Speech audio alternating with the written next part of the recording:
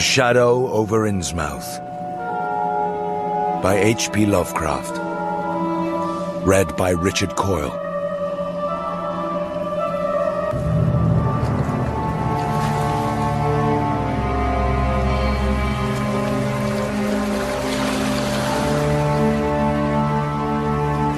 During the winter of 1927 to 28, officials of the federal government made a strange and secret investigation of certain conditions in the ancient Massachusetts seaport of Innsmouth.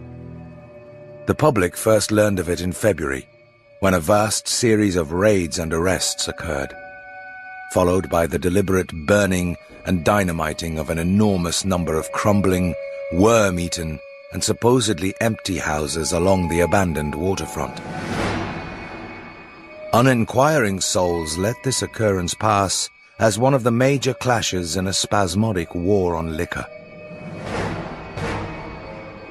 Keener news followers, however, wondered at the prodigious number of arrests, the abnormally large force of men used in making them, and the secrecy surrounding the disposal of the prisoners. No trials or even definite charges were reported, nor were any of the captives seen thereafter in the regular jails of the nation. There were vague statements about disease and concentration camps, and later about dispersal in various naval and military prisons, but nothing positive ever developed. Innsmouth itself was left almost depopulated, and is even now only beginning to show signs of a sluggishly revived existence. Complaints from many liberal organizations were met with long, confidential discussions, and representatives were taken on trips to certain camps and prisons. As a result, these societies became surprisingly passive and reticent. Newspaper men were harder to manage, but seemed largely to cooperate with the government in the end. Only one paper, a tabloid always discounted because of its wild policy, mentioned the deep-diving submarine that discharged torpedoes downward in the marine abyss just beyond Devil Reef. That item, gathered by chance in a haunt of sailors, seemed indeed rather far-fetched, since the low Black Reef lies a full mile and a half out from Innsmouth Harbor. People around the country, and in the nearby towns, muttered a great deal among themselves, but said very little to the outer world. They had talked about dying and half-deserted Innsmouth for nearly a century, and nothing new could be wilder or more hideous than what they had whispered and hinted years before. Many things had taught them secretiveness, and there was now no need to exert pressure on them. Besides, they really knew very little, for wide salt marshes, desolate and unpeopled, keep neighbors off from Innsmouth on the landward side. But at last I'm going to defy the ban on speech about this thing, for my contact with this affair has been closer than that of any other layman, and I have carried away impressions which are yet to drive me to drastic measures. It was I who fled frantically out of Innsmouth in the early morning hours of July 16th, 1927, and whose frightened appeals for government inquiry and action brought on the whole reported episode. I was willing enough to stay mute while the affair was fresh and uncertain, but now that it's an old story, with public interest and curiosity gone, I have an odd craving to whisper about those few frightful hours in that ill-rumoured and evilly shadowed seaport of death and blasphemous abnormality. The mere telling helps me to restore confidence in my own faculties, to reassure myself that I was not simply the first to succumb to a contagious nightmare hallucination. It helps me, too, in making up my mind regarding a certain terrible step which lies ahead of me.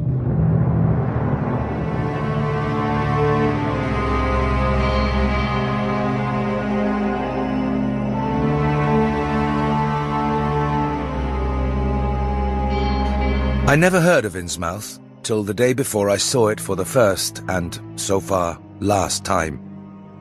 I was celebrating my coming of age by a tour of New England, sightseeing, antiquarian and genealogical, and had planned to go directly from ancient Newburyport to Arkham, whence my mother's family was derived. I had no car, but was travelling by train, trolley and motor coach, always seeking the cheapest possible route. In Newburyport they told me that the steam train was the thing to take to Arkham, and it was only at the station ticket office, when I demurred at the high fare, that I learned about Innsmouth. The stout, shrewd-faced agent, whose speech showed him to be no local man, seemed sympathetic toward my efforts at economy, and made a suggestion that none of my other informants had offered. "You could take that old bus, I suppose," he said with a certain hesitation. "But it ain't thought much of hereabouts. Goes through Innsmouth. You may have heard about that, so the people don't like it. Run by an Innsmouth fella, Joe Sargent, but never gets any custom from here, or Arkham either, I guess. I wonder it keeps running at all. I suppose it's cheap enough, but I never see more than 2 or 3 people in it. Nobody but those Innsmouth folks. Leaves the square, in front of Hammond's drugstore, 10 a.m., 7 p.m., unless they changed lately. Looks like a terrible rattle trap. I've never been on it."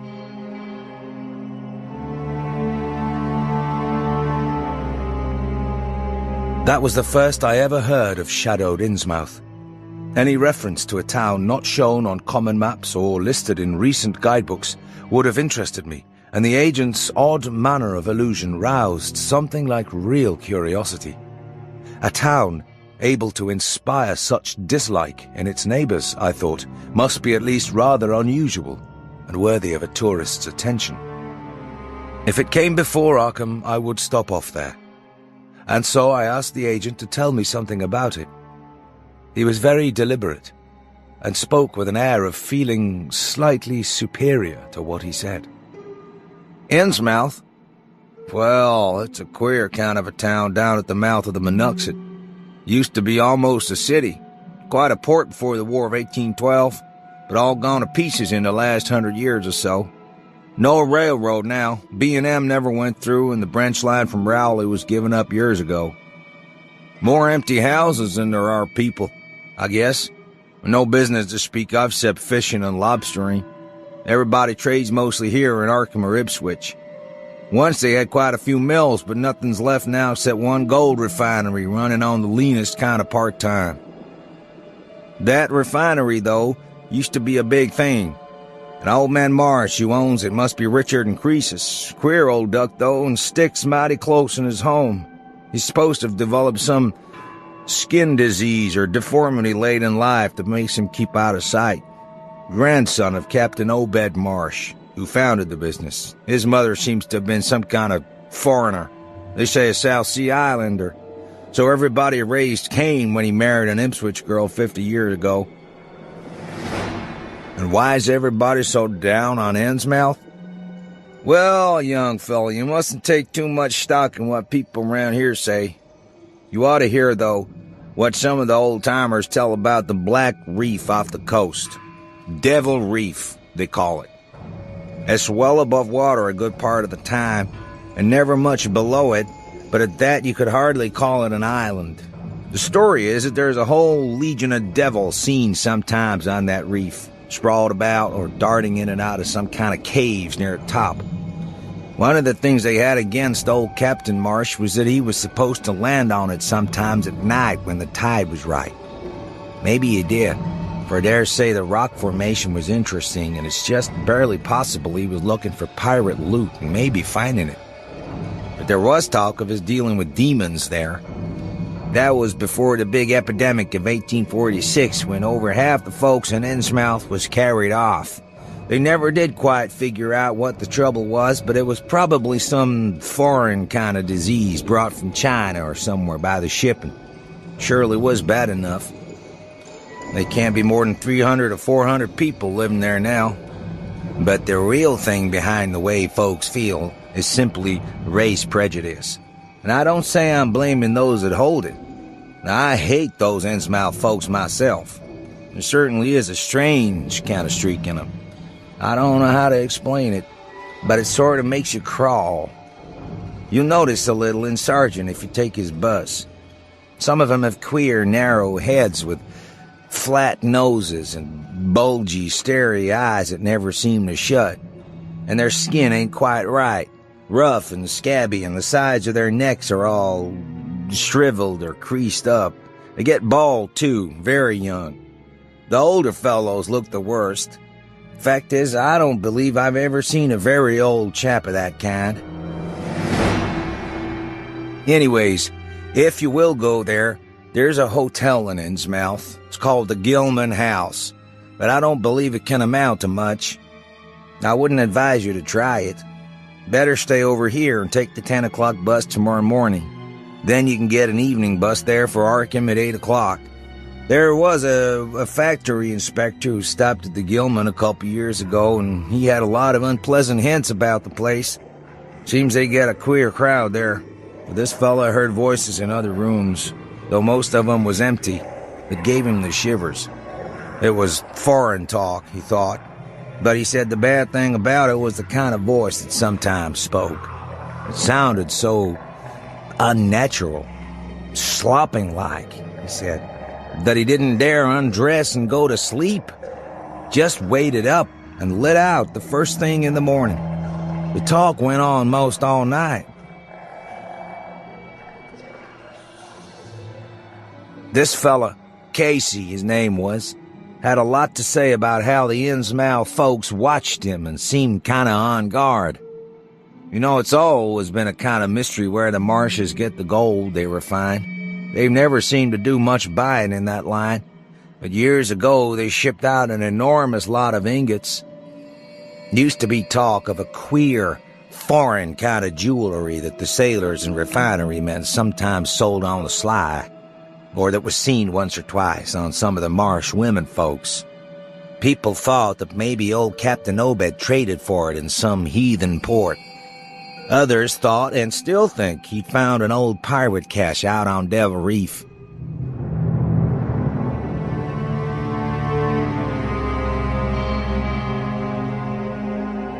After my strange conversation with the agent, I decided to spend part of that evening at the Newburyport Public Library, looking up data about Innsmouth. Most interesting of all was a glancing reference to that strange jewelry vaguely associated with the town. It had evidently impressed the whole countryside more than a little, for mention was made of specimens in the Museum of Miskatonic University at Arkham, and in the display room of the Newburyport Historical Society. Despite the relative lateness of the hour, I resolved to see the local sample, said to be a large, queerly proportioned thing evidently meant for a tiara, if it could possibly be arranged. The librarian gave me a note of introduction to the curator of the society, a Miss Anna Tilton, who lived nearby, and after a brief explanation, that ancient gentlewoman was kind enough to pilot me into the closed building, since the hour was not outrageously late.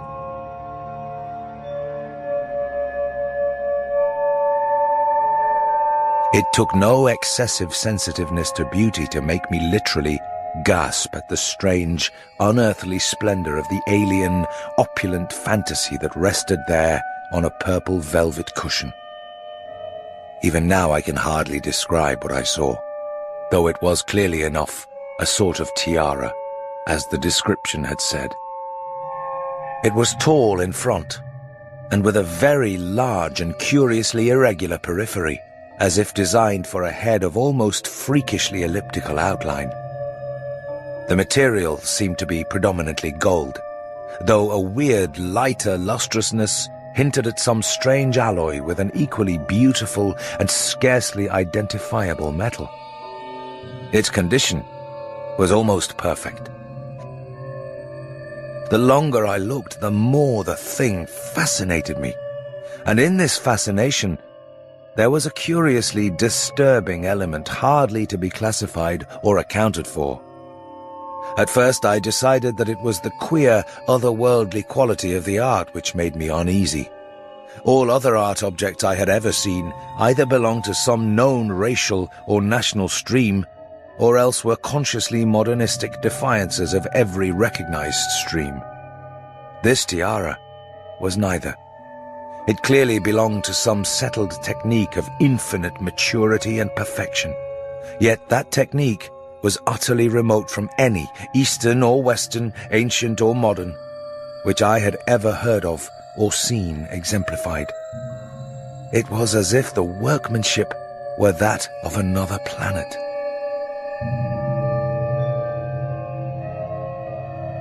However, I soon saw that my uneasiness had a second and perhaps equally potent source residing in the pictorial and mathematical suggestions of the strange designs. The patterns all hinted of remote secrets and unimaginable abysses in time and space, and the monotonously aquatic nature of the reliefs became almost sinister.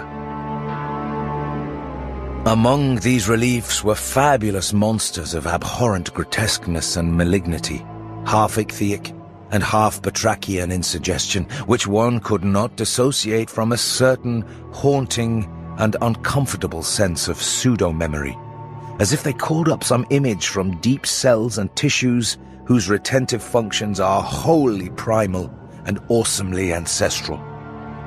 At times, I fancied that every contour of these blasphemous fish frogs was overflowing with the ultimate quintessence of unknown and inhuman evil. In odd contrast to the tiara's aspect was its brief and prosy history as related by Miss Tilton. It had been pawned for a ridiculous sum at a shop in State Street in 1873 by a drunken Innsmouth man shortly afterward killed in a brawl. The society had acquired it directly from the pawnbroker, at once giving it a display worthy of its quality. It was labelled as of probable East Indian or Indo-Chinese provenance, though the attribution was frankly tentative. Miss Tilton, comparing all possible hypotheses regarding its origin and its presence in New England, was inclined to believe that it formed part of some exotic pirate horde discovered by old Captain Obed Marsh.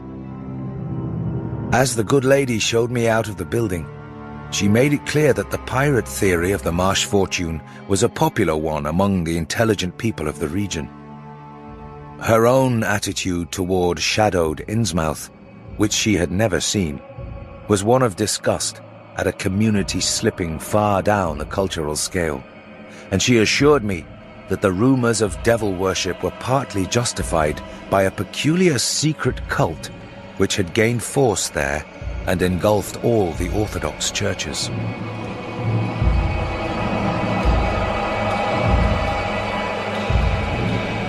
It was called, she said, the Esoteric Order of Dagon, and was undoubtedly a debased, quasi-pagan thing imported from the East a century before, at a time when the Innsmouth fisheries seemed to be going barren. Its persistence among a simple people was quite natural in view of the sudden and permanent return of abundantly fine fishing, and it soon came to be the greatest influence on the town, replacing Freemasonry altogether and taking up headquarters in the old Masonic Hall on New Church Green. All this, to the pious Miss Tilton, formed an excellent reason for shunning the ancient town of decay and desolation. But to me, it was merely a fresh incentive.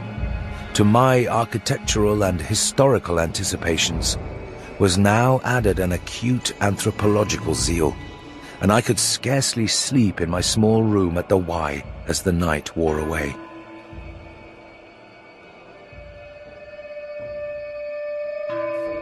Shortly before 10 the next morning, I stood with one small valise in front of Hammond's drugstore in Old Market Square, waiting for the Innsmouth bus.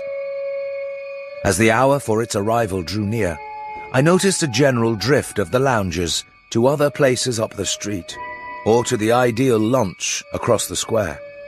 Evidently, the ticket agent had not exaggerated the dislike which local people bore toward Innsmouth and its denizens.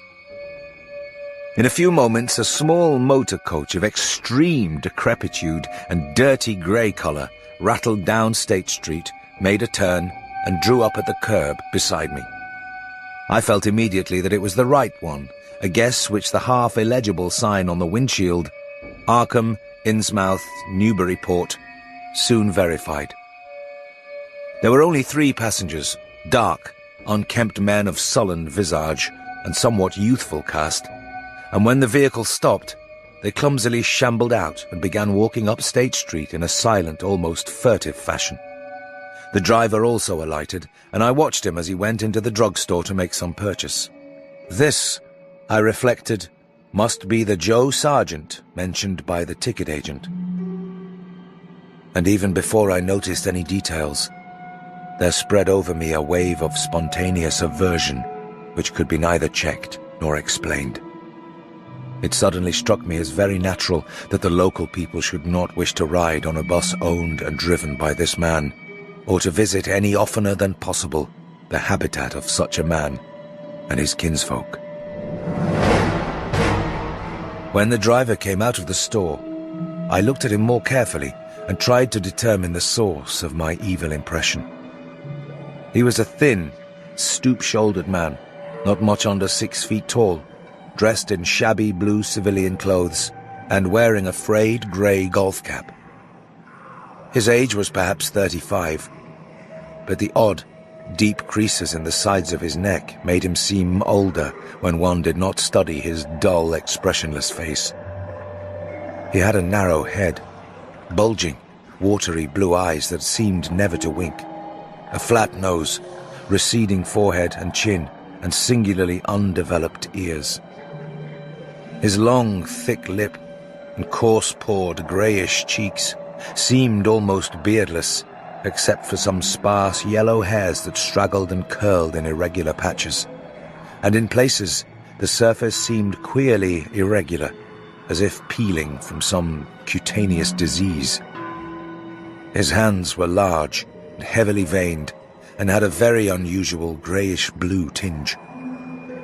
The fingers were strikingly short in proportion to the rest of the structure, and seemed to have a tendency to curl closely into the huge palm. As he walked toward the bus, I observed his peculiarly shambling gait, and saw that his feet were inordinately immense. The more I studied them, the more I wondered how he could buy any shoes to fit them.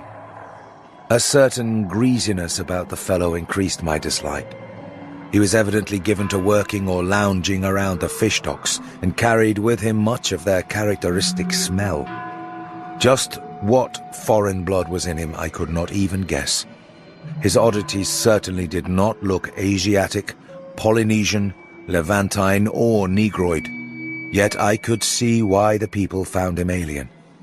I myself would have thought of biological degeneration rather than alienage.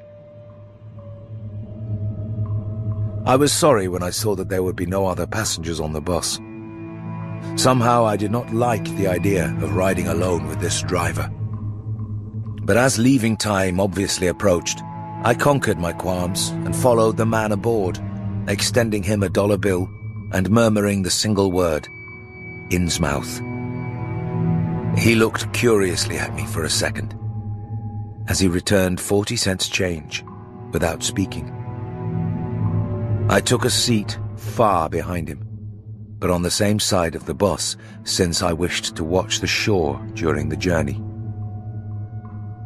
At length, the decrepit vehicle started with a jerk, and rattled noisily past the old brick buildings of State Street amidst a cloud of vapor from the exhaust. Glancing at the people on the sidewalks, I thought I detected in them a curious wish to avoid looking at the bus, or at least a wish to avoid seeming to look at it. Then we turned to the left into High Street, where the going was smoother, flying by stately old mansions of the early Republic and still older colonial farmhouses, passing the Lower Green and Parker River, and finally emerging into a long, monotonous stretch of open shore country.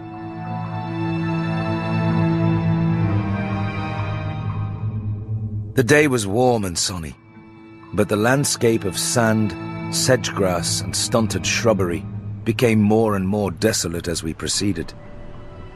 Out the window I could see the blue water and the sandy line of Plum Island, and we presently drew very near the beach as our narrow road veered off from the main highway to Rowley and Ipswich. There were no visible houses, and I could tell by the state of the road that traffic was very light hereabouts. The small, weather-worn telephone poles carried only 2 wires. Now and then we crossed crude wooden bridges over tidal creeks that wound far inland and promoted the general isolation of the region. At last we lost sight of Plum Island and saw the vast expanse of the open Atlantic on our left. Our narrow course began to climb steeply, and I felt a singular sense of disquiet in looking at the lonely crest ahead, where the rutted roadway met the sky. It was as if the bus were about to keep on in its ascent, leaving the sane earth altogether and merging with the unknown arcana of upper air and cryptical sky. The smell of the sea took on ominous implications, and the silent driver's bent, rigid back and narrow head became more and more hateful. As I looked at him, I saw that the back of his head was almost as hairless as his face, having only a few straggling yellow strands upon a grey, scabrous surface. Then we reached the crest and beheld the outspread valley beyond, where the Monoxet joins the sea just north of the long line of cliffs that culminate in Kingsport Head and veer off toward Cape Ann. On the far, misty horizon I could just make out the dizzy profile of the head, topped by the queer, ancient house of which so many legends are told. But for the moment, all my attention was captured by the nearer panorama just below me. I realized, come face to face with rumor-shadowed Innsmouth.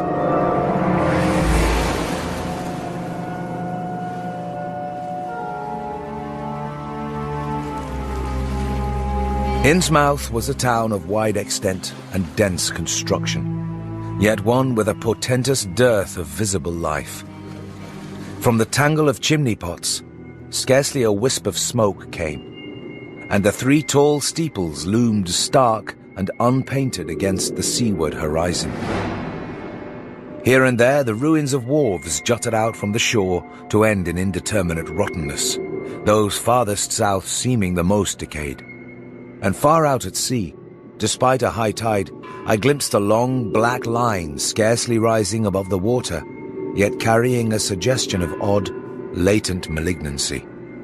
This, I knew, must be Devil Reef. As I looked, a subtle, curious sense of beckoning seemed superadded to the grim repulsion, and oddly enough, I found this overtone more disturbing than the primary impression.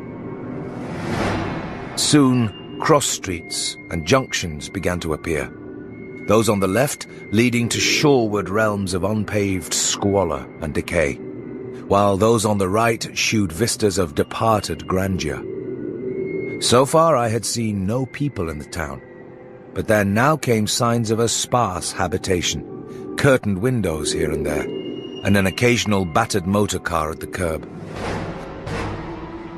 But I was not to reach my destination without one very strong impression of poignantly disagreeable quality. The bus had come to a sort of open concourse or radial point, with churches on 2 sides and the bedraggled remains of a circular green in the center, and I was looking at a large, pillared hall on the right-hand junction ahead. The structure's once white paint was now grey and peeling, and the black and gold sign on the pediment was so faded that I could only with difficulty make out the words, Esoteric Order of Dagon. This, then, was the former Masonic hall, now given over to a degraded cult. As I strained to decipher this inscription, my notice was distracted by the raucous tones of a cracked bell across the street, and I quickly turned to look out the window on my side of the coach. Though the hands of its clock were missing on the side I glimpsed, I knew that those hoarse strokes were telling the hour of 11.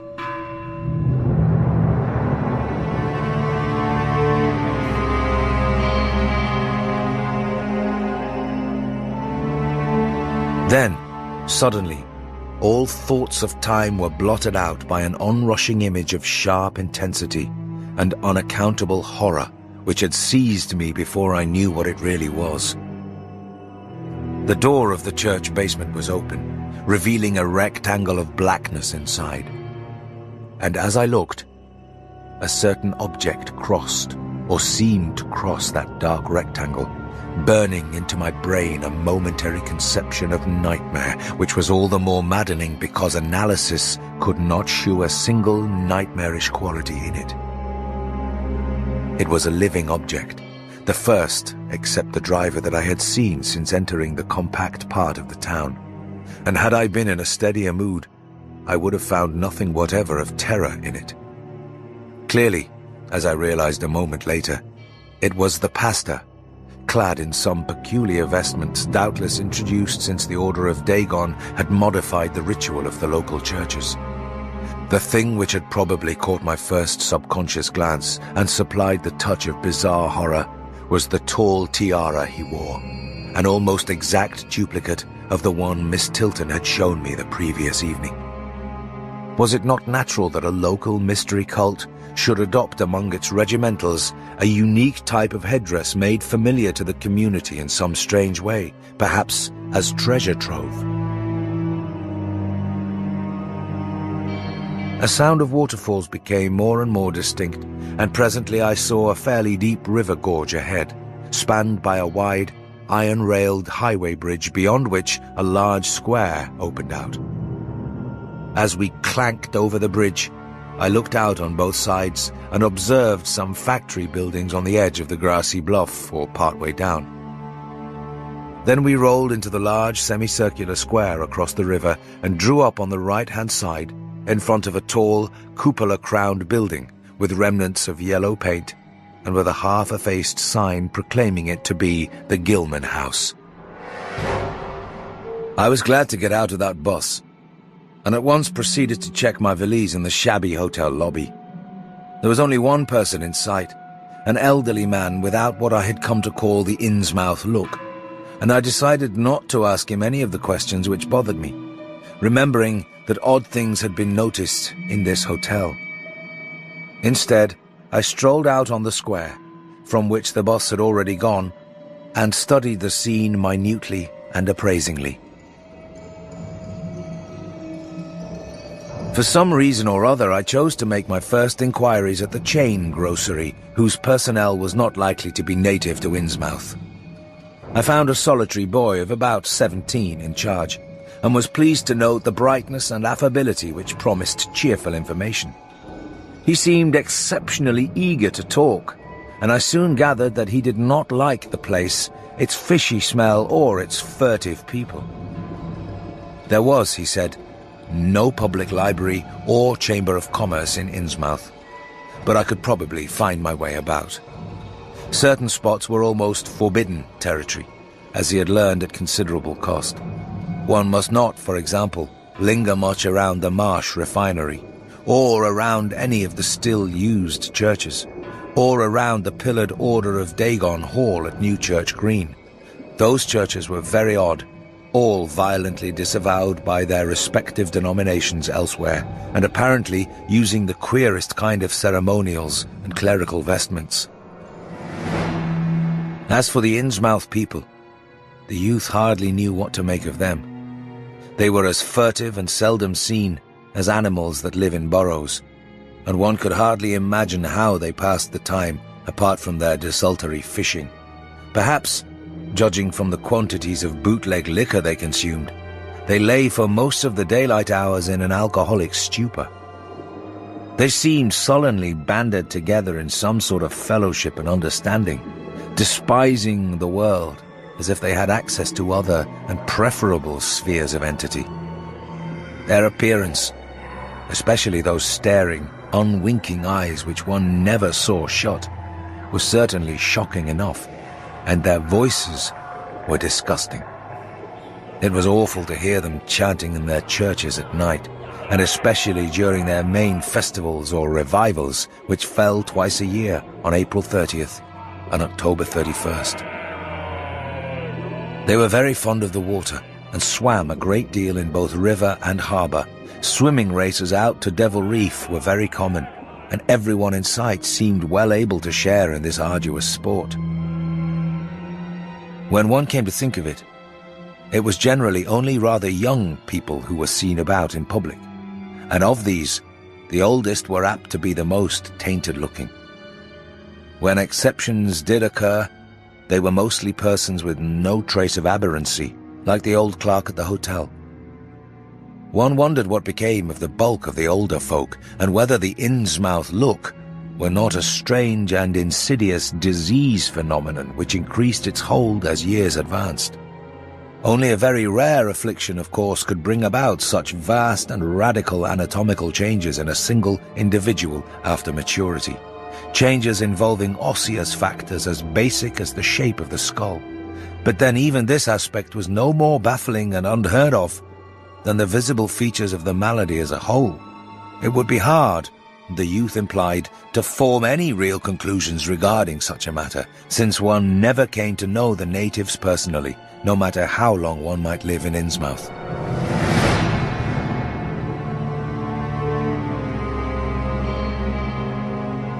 The youth was certain that many specimens, even worse than the worst visible ones, were kept locked indoors in some places. People sometimes heard the queerest kind of sounds. The tottering waterfront hovels north of the river were reputedly connected by hidden tunnels, being thus a veritable warren of unseen abnormalities. What kind of foreign blood, if any, these beings had, it was impossible to tell. They sometimes kept certain, especially repulsive characters out of sight when government agents and others from the outside world came to town. It would be of no use, my informant said, to ask the natives anything about the place. The only one who would talk was a very aged but normal-looking man who lived at the poorhouse on the north rim of the town and spent his time walking about or lounging around the fire station. This hoary character, Zadok Allen, was 96 years old and somewhat touched in the head, besides being the town drunkard. He was a strange, furtive creature who constantly looked over his shoulder as if afraid of something, and when sober, could not be persuaded to talk at all with strangers. He was, however, unable to resist any offer of his favorite poison, and once drunk, would furnish the most astonishing fragments of whispered reminiscence. It was probably from him that some of the wildest popular whispers and delusions were derived. Several non-native residents had reported monstrous glimpses from time to time, but between old Zadok's tales and the malformed denizens, it was no wonder such illusions were current. None of the non-natives ever stayed out late at night, there being a widespread impression that it was not wise to do so. Besides, the streets were loathsomely dark. As for business, the abundance of fish was certainly almost uncanny, but the natives were taking less and less advantage of it. Of course, the town's real business was the refinery, whose commercial office was on the square only a few doors east of where we stood. Old Man Marsh was never seen, but sometimes went to the works in a closed, curtained car. His sons had formerly conducted the office in the square, but latterly they had been keeping out of sight a good deal, and leaving the brunt of affairs to the younger generation. The sons and their sisters had come to look very queer, especially the elder ones, and it was said that their health was failing. One of the Marsh daughters was a repellent, reptilian-looking woman who wore an excess of weird jewelry, clearly of the same exotic tradition as that to which the strange tiara belonged. My informant had noticed it many times, and had heard it spoken of as coming from some secret horde, either of pirates or of demons. The Marshes, together with the other 3 gently bred families of the town, the Waits, the Gilmans, and the Elliots, were all very retiring. They lived in immense houses along Washington Street, and several were reputed to harbour in concealment certain living kinsfolk whose personal aspect forbade public view, and whose deaths had been reported and recorded. Warning me that many of the street signs were down, the youth drew for my benefit a rough but ample and painstaking sketch map of the town's salient features. Disliking the dinginess of the single restaurant I had seen, I bought a fair supply of cheese crackers and ginger wafers to serve as a lunch later on. My program, I decided, would be to thread the principal streets, talk with any non-natives I might encounter, and catch the 8 o'clock coach for Arkham. The town, I could see, formed a significant and exaggerated example of communal decay, but being no sociologist, I would limit my serious observations to the field of architecture. Thus, I began my systematic though half-bewildered tour of Innsmouth's narrow, shadow-blighted ways. Not a living thing did I see, except for the scattered fishermen on the distant breakwater, and not a sound did I hear, save the lapping of the harbour tides and the roar of the falls in the Monoxet. The town was getting more and more on my nerves, and I looked behind me furtively as I picked my way back over the tottering Water Street Bridge. The Fish Street Bridge, according to the sketch, was in ruins. North of the river there were traces of squalid life. Active fish-packing houses in Water Street, smoking chimneys and patched roofs here and there, occasional sounds from indeterminate sources, and infrequent, shambling forms in the dismal streets and unpaved lanes. But I seemed to find this even more oppressive than the southerly desertion. For one thing, the people were more hideous and abnormal than those near the centre of the town, so that I was several times evilly reminded of something utterly fantastic which I could not quite place. Undoubtedly the alien strain in the Innsmouth folk was stronger here than farther inland, unless, indeed, the Innsmouth look were a disease rather than a blood strain, in which case this district might be held to harbour the more advanced cases. One detail that annoyed me was the distribution of the few faint sounds I heard. They ought naturally to have come wholly from the visibly inhabited houses, yet in reality were often strongest inside the most rigidly boarded-up facades. There were creakings, scurryings, and hoarse, doubtful noises, and I thought uncomfortably about the hidden tunnels suggested by the grocery boy. Suddenly I found myself wondering what the voices of those denizens would be like. I had heard no speech so far in this quarter, and was unaccountably anxious not to do so.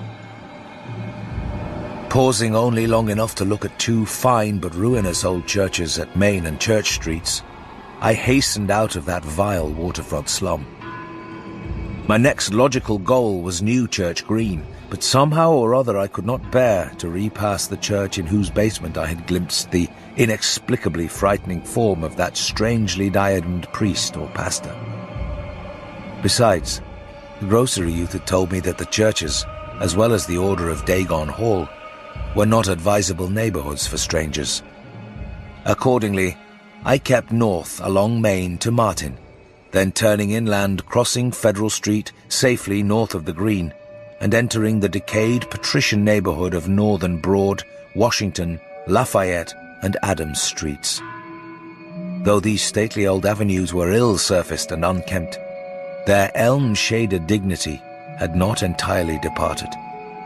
Mansion after mansion claimed my gaze, most of them decrepit and boarded up amidst neglected grounds, but 1 or 2 in each street showing signs of occupancy.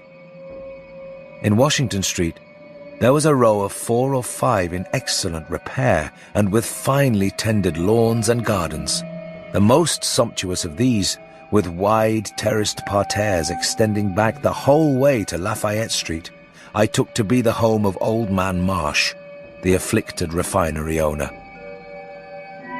In all these streets, no living thing was visible, and I wondered at the complete absence of cats and dogs from Innsmouth.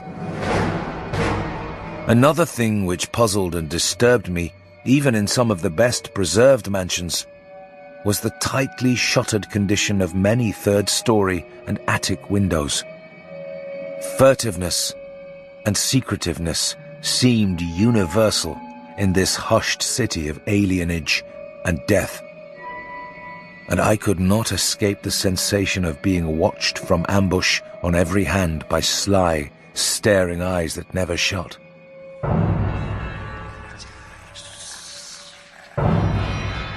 I shivered as the cracked stroke of 3 sounded from a belfry on my left.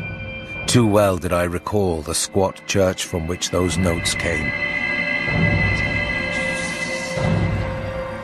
Following Washington Street toward the river, I now faced a new zone of former industry and commerce.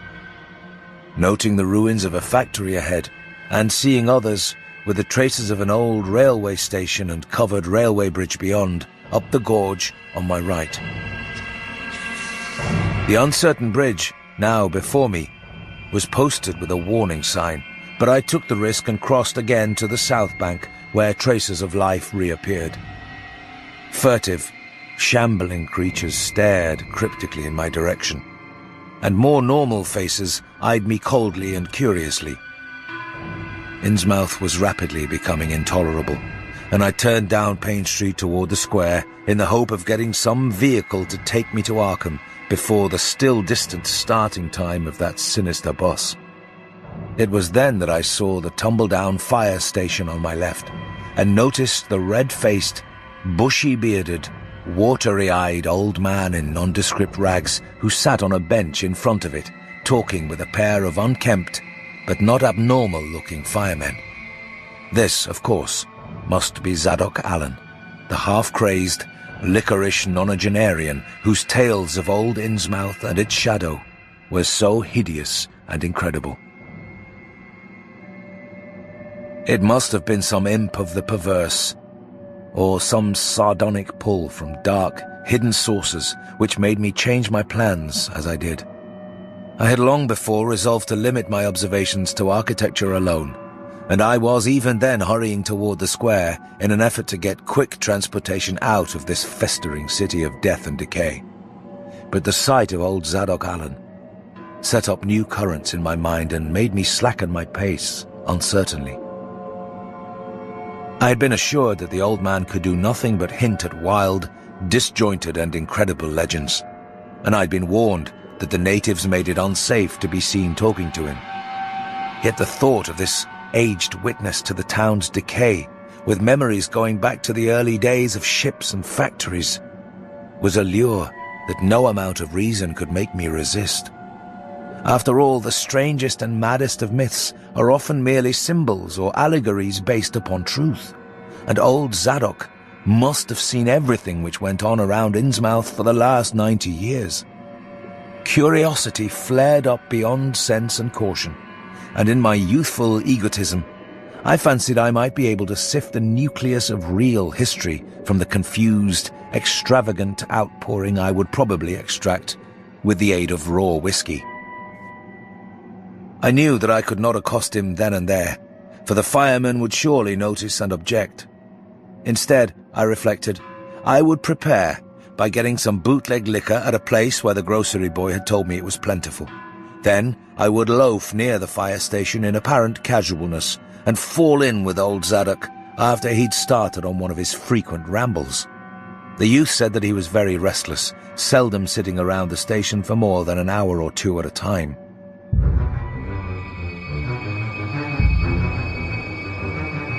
A quart bottle of whiskey was easily, though not cheaply, obtained in the rear of a dingy variety store just off the square in Elliott Street. The dirty-looking fellow who waited on me had a touch of the staring Innsmouth look, but was quite civil in his way, being perhaps used to the custom of such convivial strangers, truckmen, gold buyers and the like, as were occasionally in town. Re-entering the square, I saw that luck was with me, for, shuffling out of Paint Street around the corner of the Gilman house, I glimpsed nothing less than the tall, lean, tattered form of old Zadok Allen himself. In accordance with my plan, I attracted his attention by brandishing my newly purchased bottle, and soon realized that he'd begun to shuffle wistfully after me as I turned into Waite Street on my way to the most deserted region I could think of. I was steering my course by the map the grocery boy had prepared, and was aiming for the wholly abandoned stretch of southern waterfront which I had previously visited. The only people in sight there had been the fishermen on the distant breakwater, and by going a few squares south, I could get beyond the range of these, finding a pair of seats on some abandoned wharf, and being free to question old Zadok unobserved for an indefinite time. Before I reached Main Street, I could hear a faint and wheezy, "Hey, mister," behind me, and I presently allowed the old man to catch up and take copious pulls from the quart bottle. I began putting out feelers as we walked along to Water Street and turned southward amidst the omnipresent desolation and crazily tilted ruins, but found that the aged tongue did not loosen as quickly as I had expected. At length, I saw a grass-grown opening toward the sea between crumbling brick walls, with the weedy length of an earth and masonry wharf projecting beyond. Piles of moss-covered stones near the water promised tolerable seats, and the scene was sheltered from all possible view by a ruined warehouse on the north. Here, I thought, was the ideal place for a long secret colloquy. So, I guided my companion down the lane and picked out spots to sit in amongst the mossy stones. The air of death and desertion was ghoulish, and the smell of fish almost insufferable. But I was resolved to let nothing deter me. About 4 hours remained for conversation if I were to catch the 8 o'clock coach for Arkham, and I began to dole out more liquor to the ancient tippler, meanwhile eating my own frugal lunch. In my donations, I was careful not to overshoot the mark, for I did not wish Zadok's vinous garrulousness to pass into a stupor. After an hour, his furtive taciturnity showed signs of disappearing, but much to my disappointment, he still sidetracked my questions about Innsmouth and its shadow-haunted past. He would babble of current topics, revealing a wide acquaintance with newspapers and a great tendency to philosophize in a sententious village fashion. Toward the end of the second hour, I feared my quart of whiskey would not be enough to produce results, and was wondering whether I'd better leave old Zadok and go back for more. Just then, however, chance made the opening which my questions had been unable to make, and the wheezing ancient's rambling took a turn that caused me to lean forward and listen alertly. My back was toward the fishy-smelling sea, but he was facing it, and something or other had caused his wandering gaze to light on the low, distant line of Devil Reef, then showing plainly and almost fascinatingly above the waves. The sight seemed to displease him, for he began a series of weak curses which ended in a confidential whisper and a knowing leer. He bent toward me, took hold of my coat lapel, and hissed out some hints that could not be mistaken.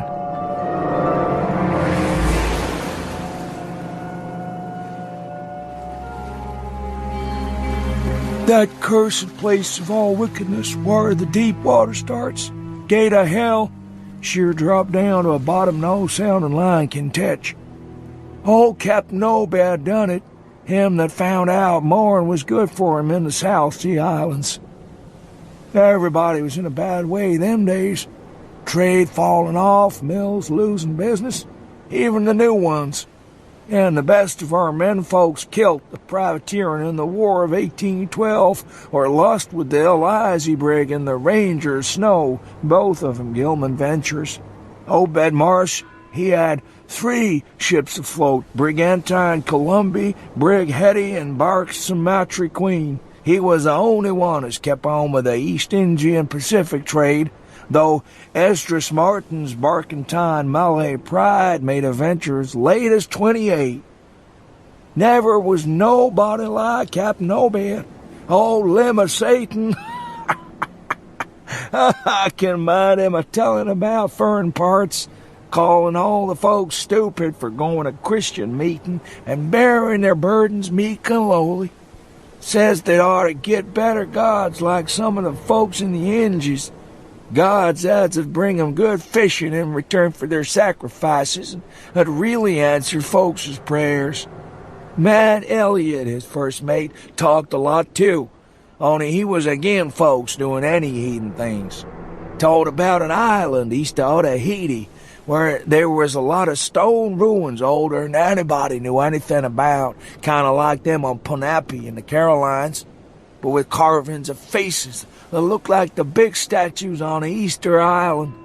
They was a little volcanic island near there too, where there was other ruins with different carvings, ruins all wore away like they'd been under the sea unked, and with pictures of awful monsters all over 'em. Well, sir, Matt, he says the natives around there had all the fish they could catch and sported bracelets and armlets and head rigs made out of a queer kind of gold and covered with pictures of monsters, just like the ones carved over the ruins on the little island. Sort of fish-like frogs or frog-like fishes that was drawed in all kinds of positions like they was human beings. Obed, he notices besides that lots of the handsome young folks would drop out of sight for good from year to year, and that there weren't many old folks around. Also, he thinks some of the folks looked darn queer, even for Kanakies. It took Obed to get the truth out of them heathen. I don't know how he done it, but he begun by trading for the gold-like things they wore.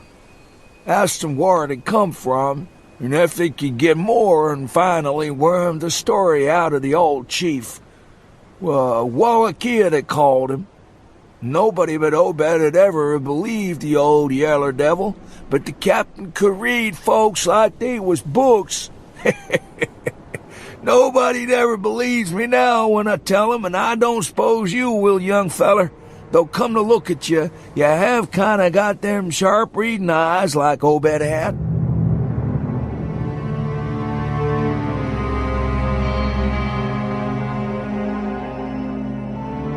I found myself shuddering at the terrible and sincere portentousness of his intonation, even though I knew his tale could be nothing but drunken fantasy.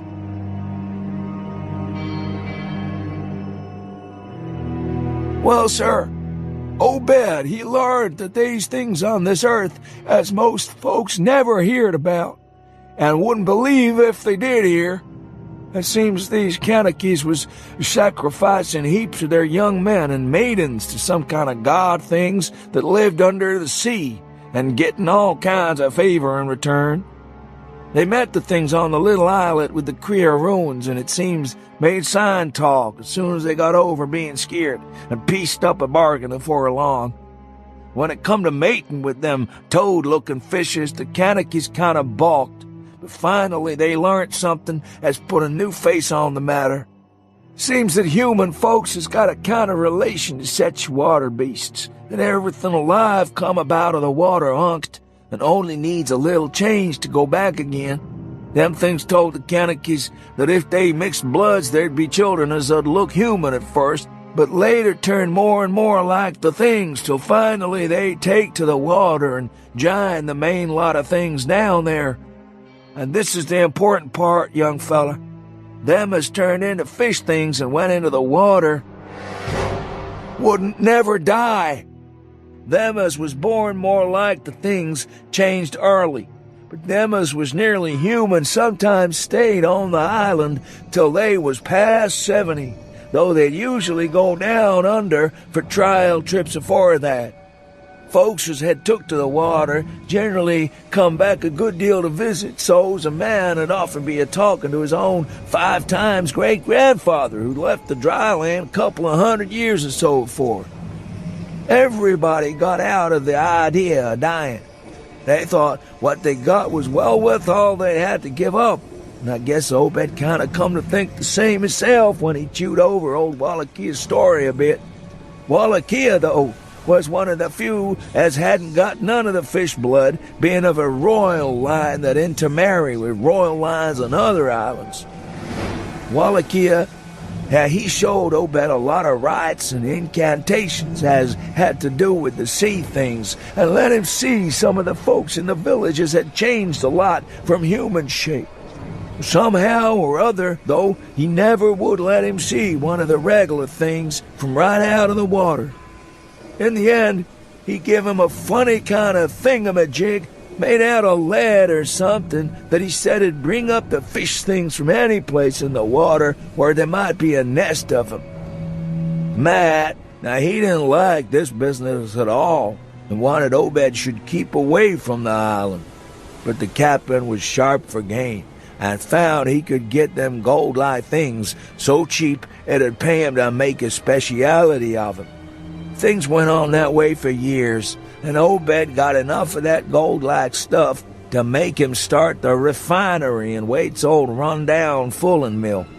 He didn't dare sell the pieces like they was, for folks would be all the time asking questions. All the same, his crews would get a piece and dispose of it now and then, even though they was swore to keep quiet, and he let his women folks wear some of the pieces as was more human-like than most.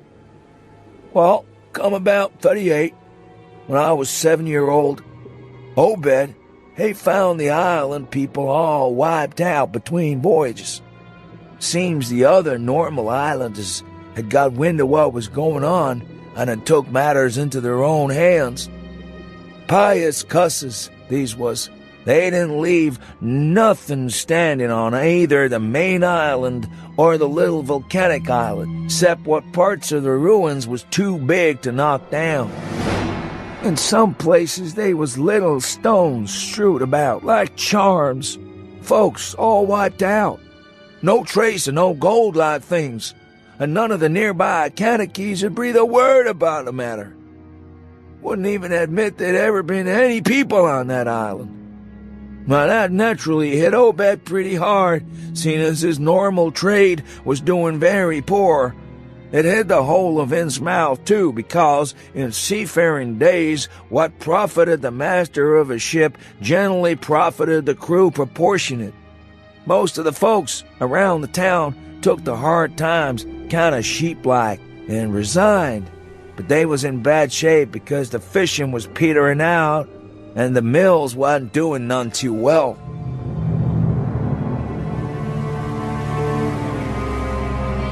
Now then's the time, Obed, he began a-cursing at the folks for being dull sheep and praying to a Christian heaven as didn't help him none. He told him he'd know that folks as prayed to God to give something you really need, and says if a good bunch of men would stand by him, he could maybe get a hold of certain powers as'd bring plenty of fish and quite a bit of gold. Of course, them as sarved on the Sumatra Queen and seed the island knowed what he meant, and weren't none too anxious to get close to see things like they'd hear tell on.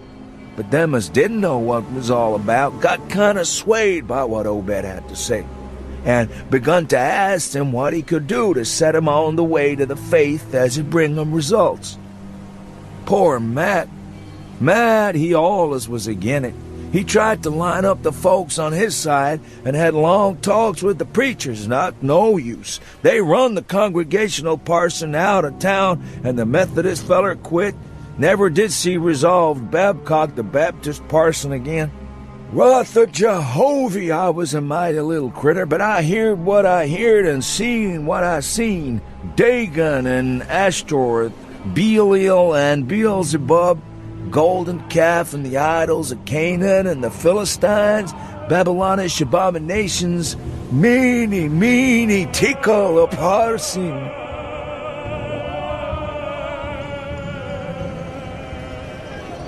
He stopped, and from the look in his watery blue eyes, I feared he was close to a stupor brought on by the whiskey I'd given him. But when I gently shook his shoulder, He turned on me with astonishing alertness and snapped out some more obscure phrases. Don't believe me, huh? Yeah, you just tell me, young feller, why Captain Obed and 20-odd other folks used to row out to Devil Reef in the dead of night and chant things so loud you could hear 'em all over town when the wind was right. Tell me that, huh? And tell me why Obed was always dropping heavy things down into the deep water, the other side of the reef, where the bottom shoots down like a cliff lower than you can sound. Tell me what he done with that funny-shaped leg thingamajig as Wallachia gave him. And why'd the new church parsons, fellers as used to be sailors, wear them queer robes and cover themselves with them gold-like things Obed brung, huh? The watery blue eyes were almost savage and maniacal now, and the dirty white beard bristled electrically. Old Zadok probably saw me shrink back, for he had begun to cackle evilly. You're beginning to see, huh? The old man was getting hysterical, and I began to shiver with a nameless alarm. He laid a gnarled claw on my shoulder, and it seemed to me that its shaking was not altogether that of mirth. You suppose one night you seed something heavy heaved off an Obed's dory beyond the reef, and then learned next day a young feller was missing from home, huh? Did anybody ever see Hyde or Hera Hiram Gilman again? Did they? And Nick Pierce? And Llewellyn Waite? And Adoniram Southwick? And Henry Garrison, huh? Shapes talking sign language with their hands. Them as had real hands. Well, sir, that was the time Obed begun to get on his feet again. Folks see his 3 daughters a-wearing gold-like things as nobody'd ever seen on 'em before, and smoke started coming out of the refinery chimbley. Other folks were prospering, too. Fish begun to swarm into the harbor fit to kill, and heaven knows what size cargoes we'd begun to ship out to Newburyport, Arkham, and Boston. 'Twas then Obed got the old branch railroad put through. Some Kingsport fishermen heard about the catch and come up in sloops, but they was all lost. Nobody ever see 'em again. And just then, our folks organized the Esoteric Order of Dagon and bought Masonic Hall off an cavalry commandery for it. Matt Elliott was a Mason and again the selling, but he dropped out of sight just then. Now, remember, I ain't saying Obed was sat on having things just like they was on that Kankakee Isle. I don't think he aimed at first to do no mixing, nor raise no young'uns to take to the water and turn into fishes with eternal life. He wanted them gold things, and was willing to pay heavy, and I guess the others was satisfied for a while. Come in 46, the town done some looking and thinking for itself. Too many folks missing, too much wild preaching at meeting of a Sunday. Too much talk about that reef. There was a party one night as followed Obed's crowd out to the reef, and I heard shots betwixt the dories. Next day, Obed and 32 others was in jail, with everybody a-wondering just what was afoot and just what charge agin him could be got to hold. God, if anybody'd look ahead. Couple of weeks later, when nothing had been thrown into the sea for that long. He paused for a while, and when he finally continued, his voice was little more than a hoarse whisper. That awful night, I seed him. I was up in the cupola of our house. Hordes of 'em, swarms of 'em, all over the reef, swimming up the harbor into the Monooksett. God, what happened in the streets of Innsmouth that night? They rattled our door, but Pa wouldn't open. And then he clumb out of the kitchen window with his musket to find Selectman Mowry and see what he could do. Mounds of the dead and the dying.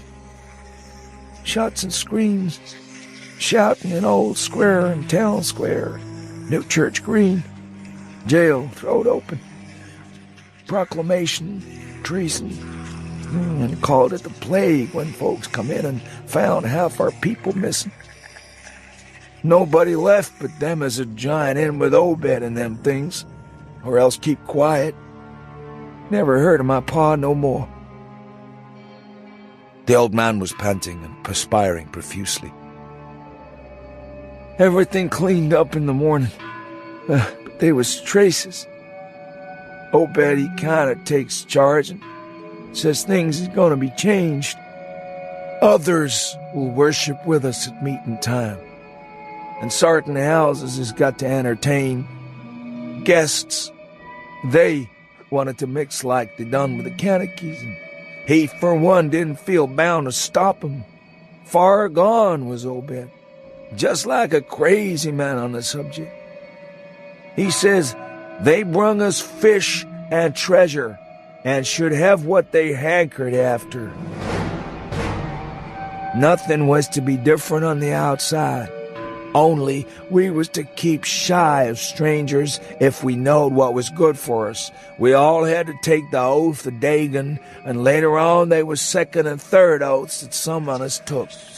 Them as it helped special, it gets special rewards, gold and such. No use balking, for they was millions of 'em down there. They'd rather not start rising and wiping out humankind, but if they was gave away and forced to, they could do a lot toward just that. Now, we didn't have them old charms to cut 'em off like folks in the South Sea did, and them Canakees wouldn't never give away their secrets.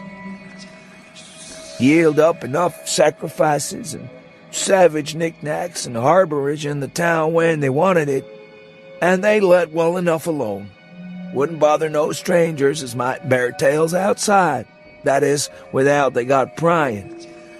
All in the band of the faithful, order of Dagon, and the children should never die, but go back to the mother Hydra and father Dagon, what we all come from on't. La, Cthulhu for taken, Funglui, Mgulawan Nuff, Cthulhu Relaya, Wagar Noggle for taken.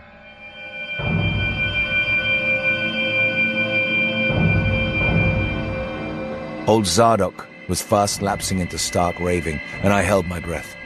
Poor old soul. To what pitiful depths of hallucination had his liquor, plus his hatred of the decay, alienage, and disease around him, brought that fertile, imaginative brain?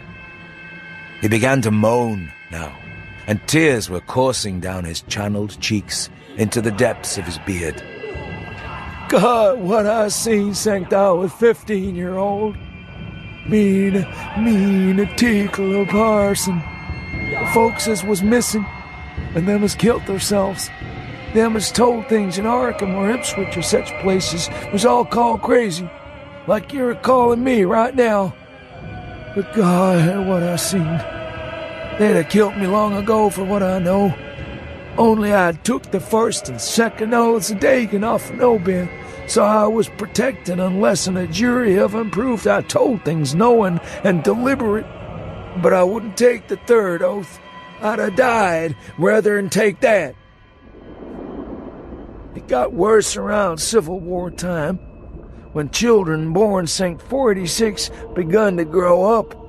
Some of 'em, that is. I was afeard. Never did no prying out of that awful night, and never see one of them close to in all my life. That is, never no full-blooded one. I went to the war, and if I'd have had any guts or sense, I'd have never come back, but settled away from here. But folks wrote me things once so bad. That, I suppose, was because government draft men was in town after 63. After the war, it was just as bad again.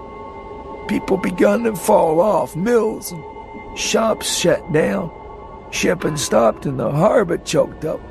Railroad give up. But they never stopped swimming in and out of the river from that cursed reef of Satan.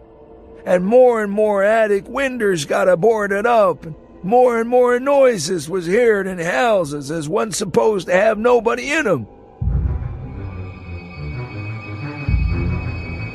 And then 46, Captain Obed took a second wife that nobody in the town never seen. Some says he didn't want to, but was made to by them as he called in. He had 3 children by her. 2 was disappeared young, but one gal as looked like anybody else and was educated in Europe. Obed finally got her married off by a trick to an Arkham fella as didn't suspect nothing. But nobody outside'll have nothing to do with Innsmouth folks now. Barnabas Morris, that runs the refinery now, is Obed's grandson by his first wife, son of Onesiphorus, his eldest son. But his mother was another of them as wa'n't never seen outdoors. Right now, Barnabas is about changed. Can't shut his eyes no more, and is all out of shape. Maybe he's tried it already. They do sometimes go down for little spells afore they go for good. Ain't been seen about in public for now 10 years. Don't know how his poor wife can feel. She come from Ipswich, and they nigh lynched Barnabas when he courted her 50-odd year ago. Obed, he died in 78. All the next generation's gone now. His first wife's children dead, and the rest, God knows. The sound of the incoming tide was now very insistent, and little by little it seemed to change the old man's mood from maudlin tearfulness to watchful fear. He would pause now and then to renew those nervous glances over his shoulder or out toward the reef, and despite the wild absurdity of his tale, I could not help beginning to share his vague apprehensiveness. Zadok now grew shriller, and seemed to be trying to whip up his courage with louder speech. Hey, you, why don't you say something? How'd you like to be living in a town like this, with everything a-rotting and a-dying, and boarded-up monsters crawling and bleating and barking and hopping around black cellars and attics every way you turn? Hey! How'd you like to hear the howling night after night from the churches and order a Dagon Hall and know what's doing part of the howling? How'd you like to hear what comes from that awful reef every May Eve and Owl Mass? Huh? You think the old man's crazy, huh? Well, sir, let me tell you, that ain't the worst. Well, even if I ain't told nobody nothing yet, I'm a-going to now. You just sit still and listen to me, boy. This is what I ain't never told nobody. I says I didn't do no prying after that night, but I found things out just the same. You want to know what the real horror is? Huh? Well, this is it. Well, it's this. It ain't what them fish devils has done, but what they're a-going to do. They're bringing things up out of where they come from into the town. They've been doing it for years and slackening up lately. Them houses north of the river betwixt Water and Main Streets is full of them. Them devils and what they brung. And when they get ready, I say, when they get ready. You ever hear tell of a Shoggoth? Hey, d'you hear me? I tell you, I know what them things be. I seen 'em one night when...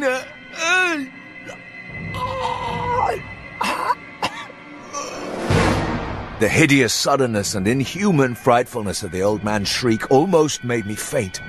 His eyes, looking past me toward the malodorous sea, were positively starting from his head, while his face was a mask of fear worthy of Greek tragedy. His bony claw dug monstrously into my shoulder, and he made no motion as I turned my head to look at whatever he'd glimpsed. There was nothing that I could see, only the incoming tide, with perhaps one set of ripples more local than the long-flung line of breakers. But now, Zadok was shaking me, and I turned back to watch the melting of that fear-frozen face into a chaos of twitching eyelids and mumbling gums. Presently his voice came back, albeit as a trembling whisper. Get out of here! Get out of here! They seen us. Get out for your life. Don't wait for nothing. They know now. Run for it. Quick, out of this town. Another heavy wave dashed against the loosening masonry of the bygone wharf and changed the mad ancient's whisper to another inhuman and blood-curdling scream.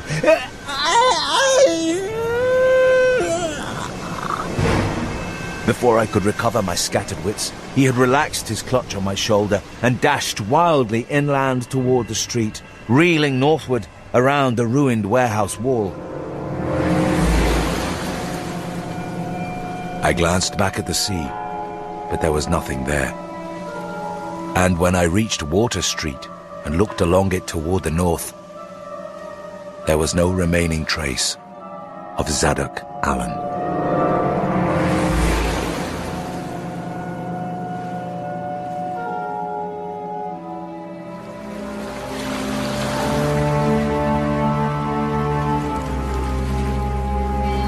I boarded the empty coach and took the same seat I had taken before, but was hardly settled before its driver reappeared and began mumbling in a throaty voice of peculiar repulsiveness.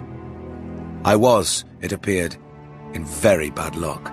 There had been something wrong with the engine, despite the excellent time made from Newburyport, and the bus could not complete the journey to Arkham.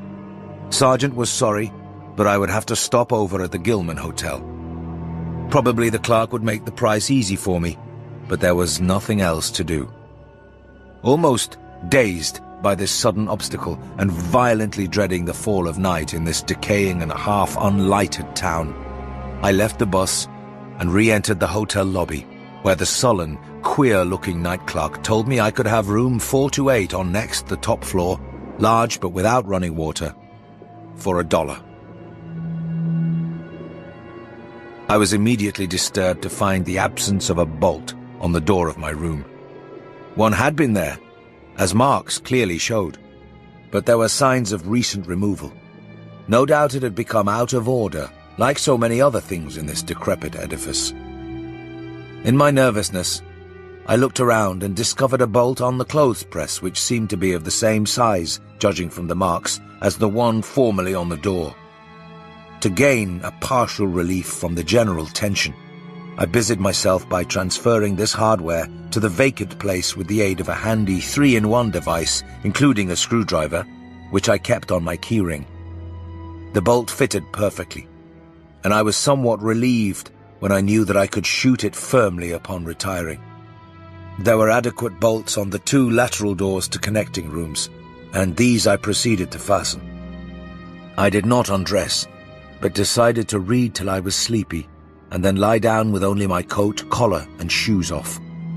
Taking a pocket flashlight from my valise, I placed it in my trousers so that I could read my watch if I woke up later in the dark. At length, feeling a fatigue which had nothing of drowsiness in it, I bolted the newly outfitted hall door, turned off the light, and threw myself down on the hard, uneven bed, coat, collar, shoes, and all.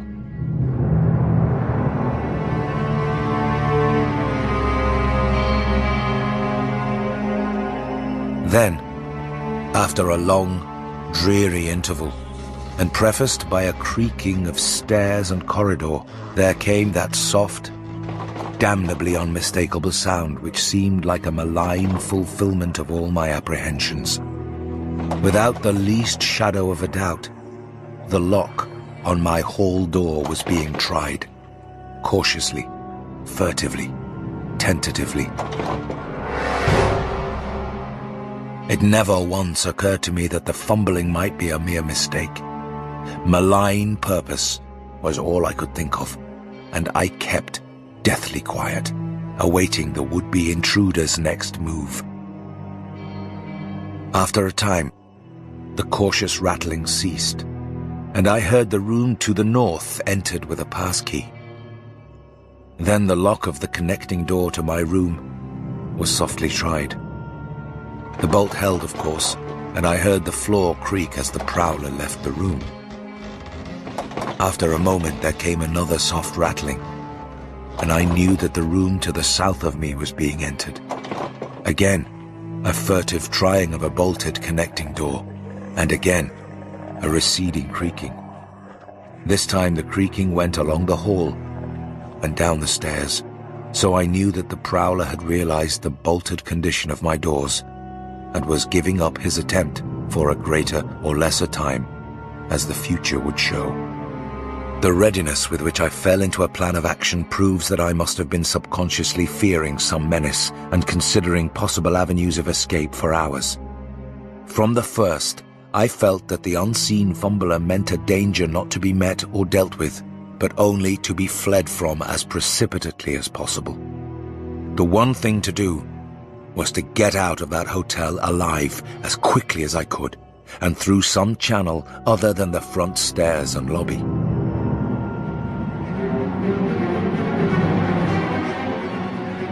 Rising softly and throwing my flashlight on the switch, I sought to light the bulb over my bed in order to choose and pocket some belongings for a swift, valise-less flight. Nothing, however, happened, and I saw that the power had been cut off. Clearly some cryptic, evil movement was afoot on a large scale, just what I could not say. As I stood pondering with my hand on the now useless switch, I heard a muffled creaking on the floor below, and thought I could barely distinguish voices in conversation. A moment later I felt less sure that the deeper sounds were voices, since the apparent hoarse barkings and loose-syllabled croakings bore so little resemblance to recognized human speech. Then I thought with renewed force of what the factory inspector had heard in the night in this mouldering and pestilential building. Having filled my pockets with the flashlight's aid, I put on my hat and tiptoed to the windows to consider chances of descent. Despite the state's safety regulations, there was no fire escape on this side of the hotel, and I saw that my windows commanded only a sheer 3-story drop to the cobbled courtyard. On the right and left, however, some ancient brick business blocks abutted on the hotel, their slant roofs coming up to a reasonable jumping distance from my 4th-story level. To reach either of these lines of buildings, I would have to be in a room 2 doors from my own, in one case on the north and in the other case on the south, and my mind instantly set to work calculating what chances I had of making the transfer. I could not, I decided, risk an emergence into the corridor where my footsteps would surely be heard, and where the difficulties of entering the desired room would be insuperable. My progress, if it was to be made at all, would have to be through the less solidly built connecting doors of the rooms, the locks and bolts of which I would have to force violently, using my shoulder as a battering ram whenever they were set against me. This, I thought, would be possible, owing to the rickety nature of the house and its fixtures. But I realized I could not do it noiselessly. I would have to count on sheer speed and the chance of getting to a window before any hostile forces became coordinated enough to open the right door toward me with a passkey. My own outer door I reinforced by pushing the bureau against it little by little in order to make a minimum of sound. I perceived that my chances were very slender and was fully prepared for any calamity. Even getting to another roof would not solve the problem, for there would then remain the task of reaching the ground and escaping from the town. One thing in my favor was the deserted and ruinous state of the abutting buildings, and the number of skylights gaping blackly open in each row. Gathering from the grocery boy's map that the best route out of town was southward, I glanced first at the connecting door on the south side of the room. It was designed to open in my direction, hence I saw it was not a favorable one for forcing. Accordingly, abandoning it as a route, I cautiously moved the bedstead against it to hamper any attack which might be made on it later from the next room. The door on the north was hung to open away from me, and this, though a test proved it to be locked or bolted from the other side, I knew must be my route. If I could gain the roofs of the buildings in Payne Street and descend successfully to the ground level, I might perhaps dart through the courtyard and the adjacent or opposite buildings to Washington or Bates, or else emerge in Payne and edge around southward into Washington. In any case, I would aim to strike Washington somehow and get quickly out of the town square region. My preference would be to avoid Payne, since the fire station there might be open all night.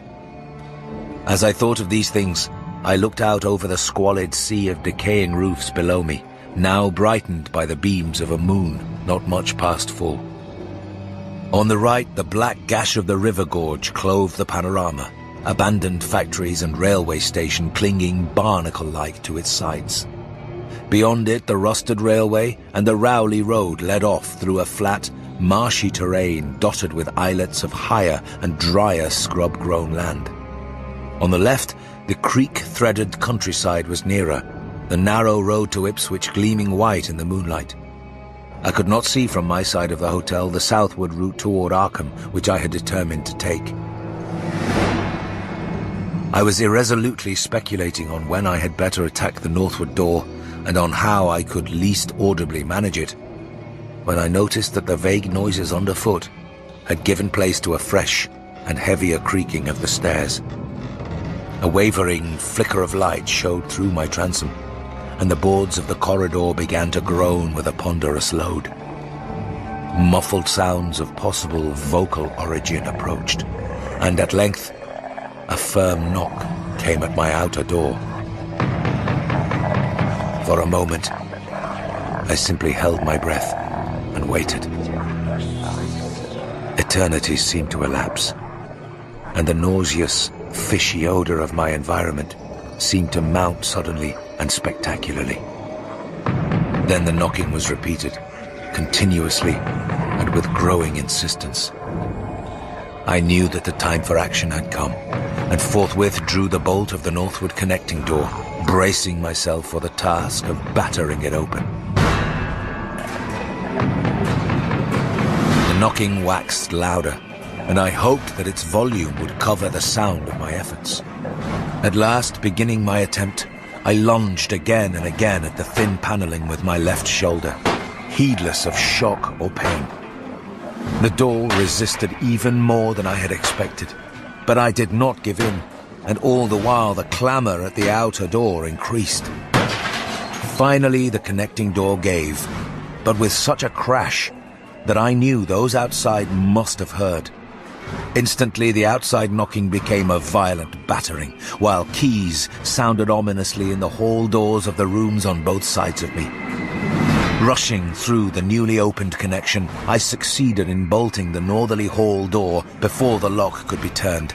But even as I did so, I heard the hall door of the third room, the one from whose window I had hoped to reach the roof below, being tried with a passkey. For an instant, I felt absolute despair, since my trapping in a chamber with no window egress seemed complete. A wave of almost abnormal horror swept over me and invested with a terrible but unexplainable singularity the flashlight glimpsed dust prints made by the intruder who had lately tried my door from this room. Then, with a dazed automatism which persisted despite hopelessness, I made for the next connecting door and performed the blind motion of pushing at it in an effort to get through, and, granting that fastenings might be as providentially intact as in this second room, bolt the hall door beyond before the lock could be turned from outside. Sheer, fortunate chance gave me my reprieve, for the connecting door before me was not only unlocked, but actually ajar. In a second I was through, and had my right knee and shoulder against a hall door which was visibly opening inward. My pressure took the opener off guard, for the thing shut as I pushed, so that I could slip the well-conditioned bolt as I had done with the other door. As I gained this respite, I heard the battering at the two other doors abate, while a confused clatter came from the connecting door I had shielded with the bedstead. Evidently, the bulk of my assailants had entered the southerly room and were massing in a lateral attack. But at the same moment, a passkey sounded in the next door to the north, and I knew that a nearer peril was at hand. The northward connecting door was wide open, but there was no time to think about checking the already turning lock in the hall. All I could do was to shut and bolt the open connecting door, as well as its mate on the opposite side, pushing a bedstead against the one and a bureau against the other, and moving a washstand in front of the hall door. I must, I saw, trust to such makeshift barriers to shield me till I could get out the window and on the roof of the Payne Street block.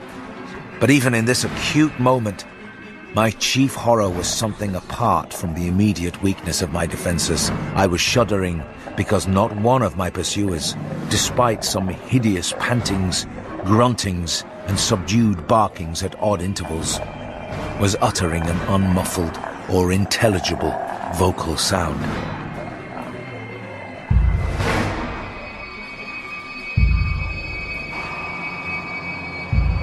As I moved the furniture and rushed toward the windows, I heard a frightful scurrying along the corridor toward the room north of me, and perceived that the southward battering had ceased. Plainly, most of my opponents were about to concentrate against the feeble connecting door which they knew must open directly on me. Outside, the moon played on the ridgepole of the block below, and I saw that the jump would be desperately hazardous because of the steep surface on which I must land. Surveying the conditions, I chose the more southerly of the two windows as my avenue of escape, planning to land on the inner slope of the roof and make for the nearest skylight. Once inside one of the decrepit brick structures, I would have to reckon with pursuit, but I hoped to descend and dodge in and out of yawning doorways along the shadowed courtyard, eventually getting to Washington Street and slipping out of town toward the south. The clatter at the northerly connecting door was now terrific, and I saw that the weak paneling was beginning to splinter. Obviously, the besiegers had brought some ponderous object into play as a battering ram. The bedstead, however, still held firm, so that I had at least a faint chance of making good my escape. As I opened the window, I noticed that it was flanked by heavy velour draperies suspended from a pole by brass rings, and also that there was a large projecting catch for the shutters on the exterior. Seeing a possible means of avoiding the dangerous jump, I yanked at the hangings and brought them down, pole and all, then quickly hooking two of the rings in the shutter catch and flinging the drapery outside. The heavy folds reached fully to the abutting roof, and I saw that the rings and catch would be likely to bear my weight. So, climbing out of the window and down the improvised rope ladder, I left behind me forever the morbid and horror-infested fabric of the Gilman house.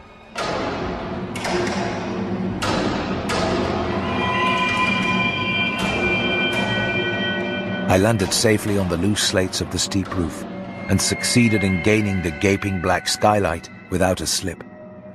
Glancing up at the window I had left, I observed it was still dark, though far across the crumbling chimneys to the north I could see lights ominously blazing in the order of Dagon Hall, the Baptist church, and the Congregational church, which I recalled so shiveringly. There had seemed to be no one in the courtyard below, and I hoped there would be a chance to get away before the spreading of a general alarm. Flashing my pocket lamp into the skylight, I saw there were no steps down. The distance was slight, however, so I clambered over the brink and dropped, striking a dusty floor littered with crumbling boxes and barrels. The place was ghoulish looking, but I was past minding such impressions and made at once for the staircase revealed by my flashlight, after a hasty glance at my watch, which showed the hour to be 2 a.m. The steps creaked, but seemed tolerably sound, and I raced down past a barn-like second story to the ground floor. The desolation was complete, and only echoes answered my footfalls. At length I reached the lower hall, at one end of which I saw a faint, luminous rectangle marking the ruined Payne Street doorway. Heading the other way, I found the back door also open, and darted out and down 5 stone steps to the grass-grown cobblestones of the courtyard. The moonbeams did not reach down here, but I could just see my way about without using the flashlight. Some of the windows on the Gilman house side were faintly glowing, and I thought I heard confused sounds within. Walking softly over to the Washington Street side, I perceived several open doorways and chose the nearest as my route out. The hallway inside was black, and when I reached the opposite end, I saw that the street door was wedged immovably shut. Resolved to try another building, I groped my way back toward the courtyard, but stopped short when close to the doorway. For out of an open door in the Gilman house, a large crowd of doubtful shapes was pouring, lanterns bobbing in the darkness and horrible croaking voices exchanging low cries in what was certainly not English. The figures moved uncertainly, and I realized to my relief that they did not know where I had gone. But for all that, they sent a shiver of horror through my frame. Their features were indistinguishable, but their crouching, shambling gait was abominably repellent. And worst of all, I perceived that one figure was strangely robed and unmistakably surmounted by a tall tiara of a design altogether too familiar.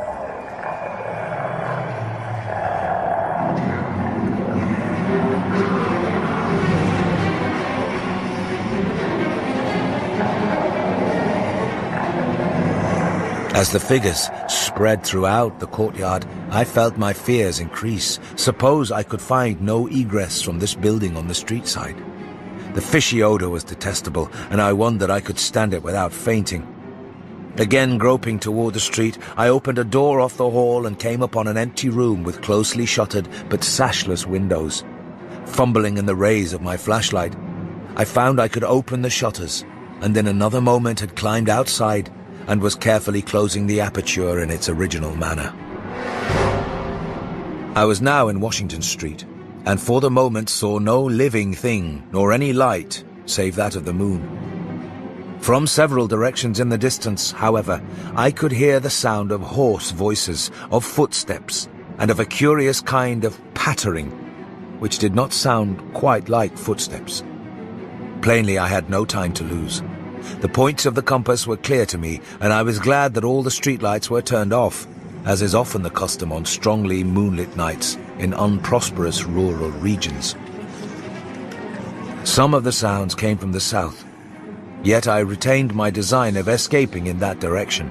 There would, I knew, be plenty of deserted doorways to shelter me in case I met any person or group who looked like pursuers.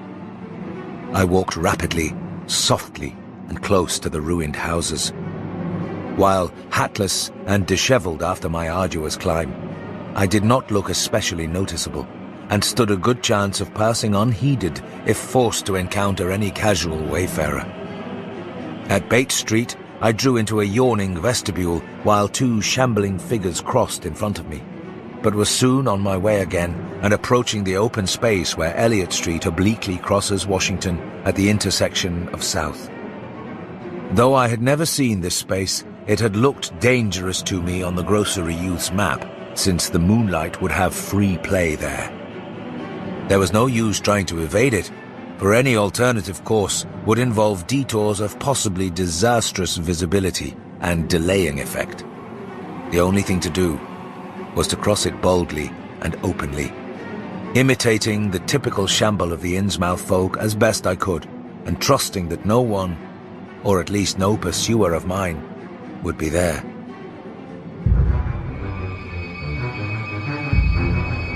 Just how fully the pursuit was organized, and indeed just what its purpose might be, I could form no idea. There seemed to be unusual activity in the town, but I judged that the news of my escape from the Gilman had not yet spread. I would, of course, soon have to shift from Washington to some other southward street, for that party from the hotel would doubtless be after me. I must have left dust prints in that last old building, revealing how I'd gained the street.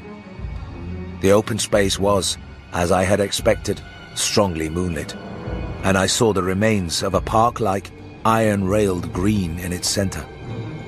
Fortunately, no one was about, though a curious sort of buzz or roar seemed to be increasing in the direction of Town Square. South Street was very wide, leading directly down a slight declivity to the waterfront and commanding a long view out at sea, and I hoped that no one would be glancing up it from afar as I crossed in the bright moonlight. My progress was unimpeded, and no fresh sound arose to hint that I had been spied. Glancing about me, I involuntarily let my pace slacken for a second to take in the sight of the sea, gorgeous in the burning moonlight at the street's end. Far out beyond the breakwater was the dim, dark line of Devil Reef, and as I glimpsed it, I could not help thinking of all the hideous legends I had heard in the last 34 hours.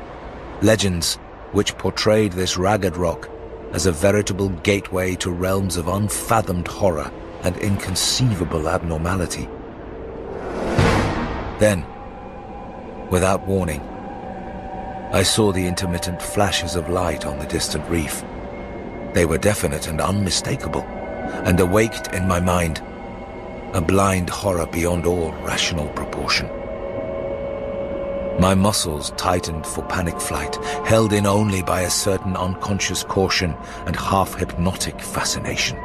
And to make matters worse, there now flashed forth from the lofty cupola of the Gilman house, which loomed up to the northeast behind me, a series of analogous, though differently spaced gleams which could be nothing less than an answering signal.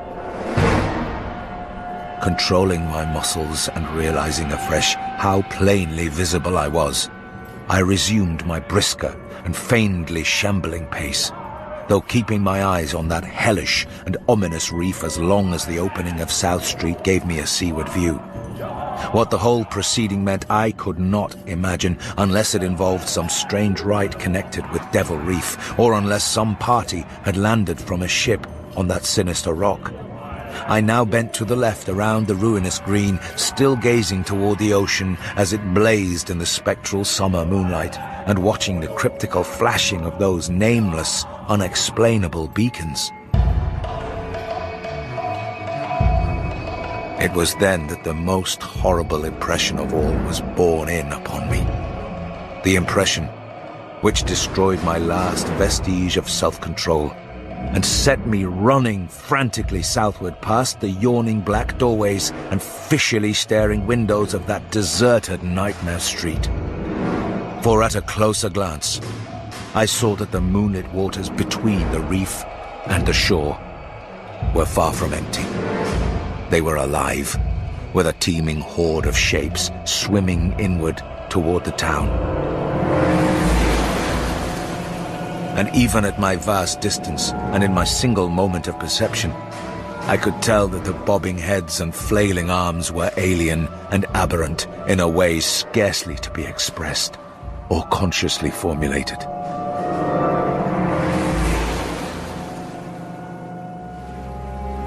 My frantic running ceased before I had covered a block, for at my left I began to hear something like the hue and cry of organized pursuit.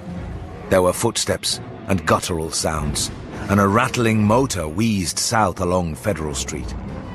In a second, all my plans were utterly changed, for if the southward highway were blocked ahead of me, I must clearly find another egress from Innsmouth. I paused and drew into a gaping doorway, reflecting how lucky I was to have left the moonlit open space before these pursuers came down the parallel street. I decided to leave using the abandoned railway track. Then, as my gaze circled inland from the town, something less tranquil arrested my notice and held me immobile for a second. What I saw, or fancied I saw, was a disturbing suggestion of undulant motion far to the south. A suggestion which made me conclude that a very large horde must be pouring out of the city along the level Ipswich Road. The distance was great, and I could distinguish nothing in detail, but I did not at all like the look of that moving column. It undulated too much and glistened too brightly in the rays of the now westering moon. There was a suggestion of sound, too, though the wind was blowing the other way, a suggestion of bestial scraping and bellowing, even worse than the muttering of the parties I had lately overheard. All sorts of unpleasant conjectures crossed my mind. I thought of those very extreme Innsmouth types said to be hidden in crumbling, centuried warrens near the waterfront. I thought too of those nameless swimmers I had seen, counting the parties so far glimpsed as well as those presumably covering other roads. The number of my pursuers must be strangely large for a town as depopulated as Innsmouth. I had entered the brush-grown cut and was struggling along at a very slow pace when that damnable, fishy odor again waxed dominant. Had the wind suddenly changed eastward so that it blew in from the sea and over the town? It must have, I concluded, since I now began to hear shocking, guttural murmurs from that hitherto silent direction. There was another sound too, a kind of wholesale, colossal flopping, or pattering, which somehow called up images of the most detestable sort. It made me think illogically of that unpleasantly undulating column on the far-off Ipswich road.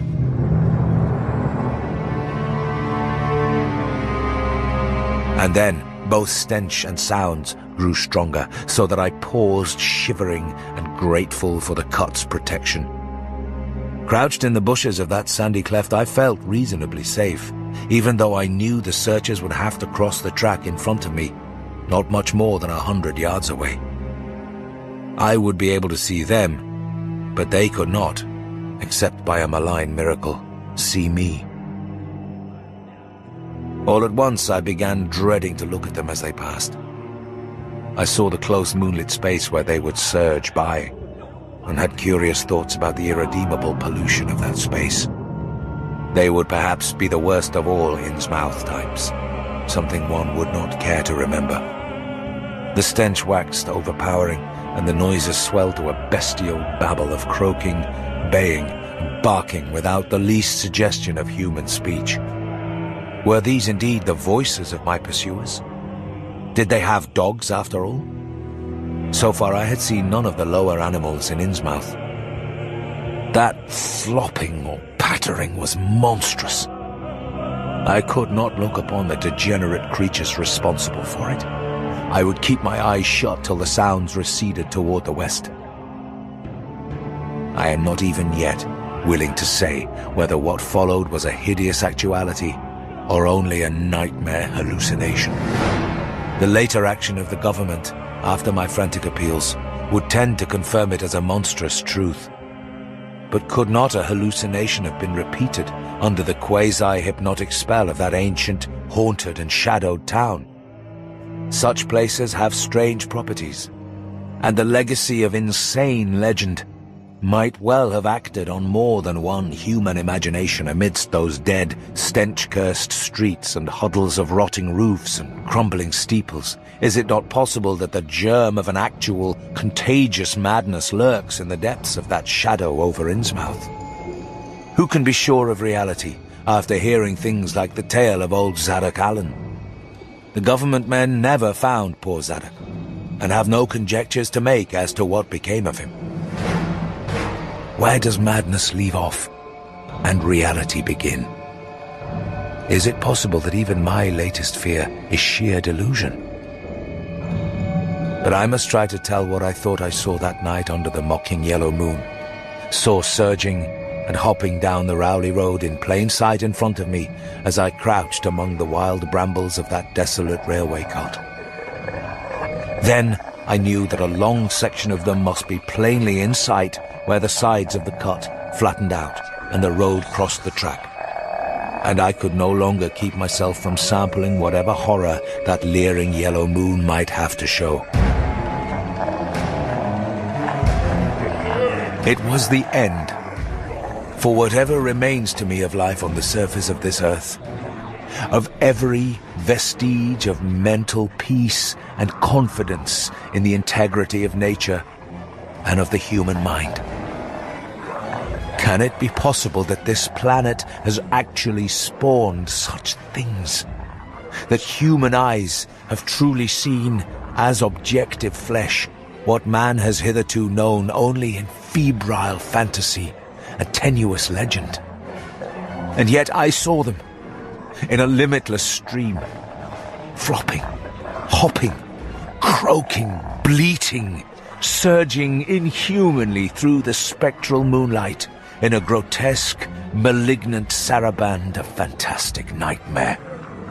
and some of them had tall tiaras of that nameless whitish gold metal, and some were strangely robed, and one who led the way was clad in a ghoulishly humped black coat and striped trousers, and had a man's felt hat perched on the shapeless thing that answered for a head. I think their predominant color was a greyish-green, though they had white bellies.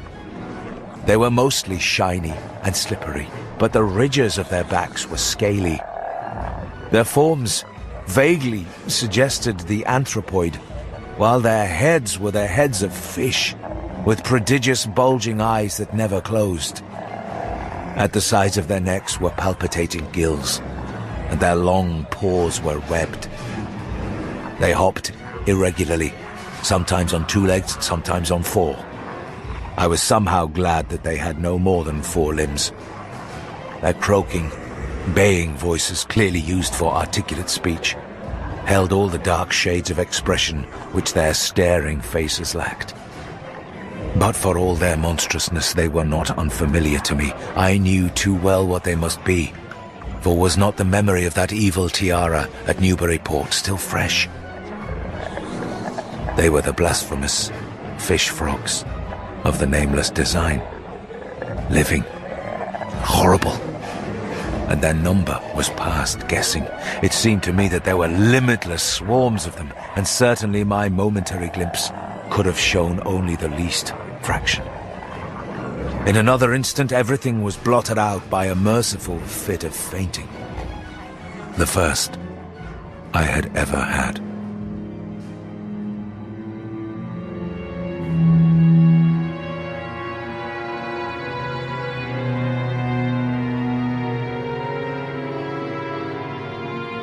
It was a gentle daylight rain that awaked me from my stupor in the brush-grown railway cot. And when I staggered out to the roadway ahead, I saw no trace of any prints in the fresh mud. The fishy odor, too, was gone. Innsmouth's ruined roofs and toppling steeples loomed up greyly toward the southeast. But not a living creature did I spy in all the desolate salt marshes around. My watch was still going, and told me that the hour was past noon. Despite weakness, hunger, horror, and bewilderment, I found myself after a long time able to walk, so started slowly along the muddy road to Rowley. Before evening, I was in the village, getting a meal and providing myself with presentable clothes. I caught the night train to Arkham, and the next day talked long and earnestly with government officials there, a process I later repeated in Boston. With the main result of these colloquies, the public is now familiar, and I wish for normality's sake there were nothing more to tell. Perhaps it is madness that is overtaking me, yet perhaps a greater horror, or a greater marvel, is reaching out. As may well be imagined, I gave up most of the foreplanned features of the rest of my tour, the scenic, architectural and antiquarian diversions on which I had counted so heavily. Nor did I dare look for that piece of strange jewelry said to be in the Miskatonic University Museum. I did, however, improve my stay in Arkham by collecting some genealogical notes I had long wished to possess. Very rough and hasty data, it's true, but capable of good use later on, when I might have time to collate and codify them.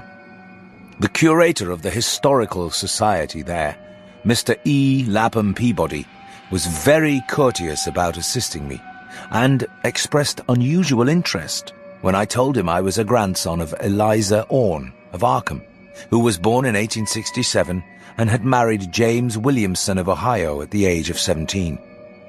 It seemed that a maternal uncle of mine had been there many years before on a quest much like my own, and that my grandmother's family was a topic of some local curiosity.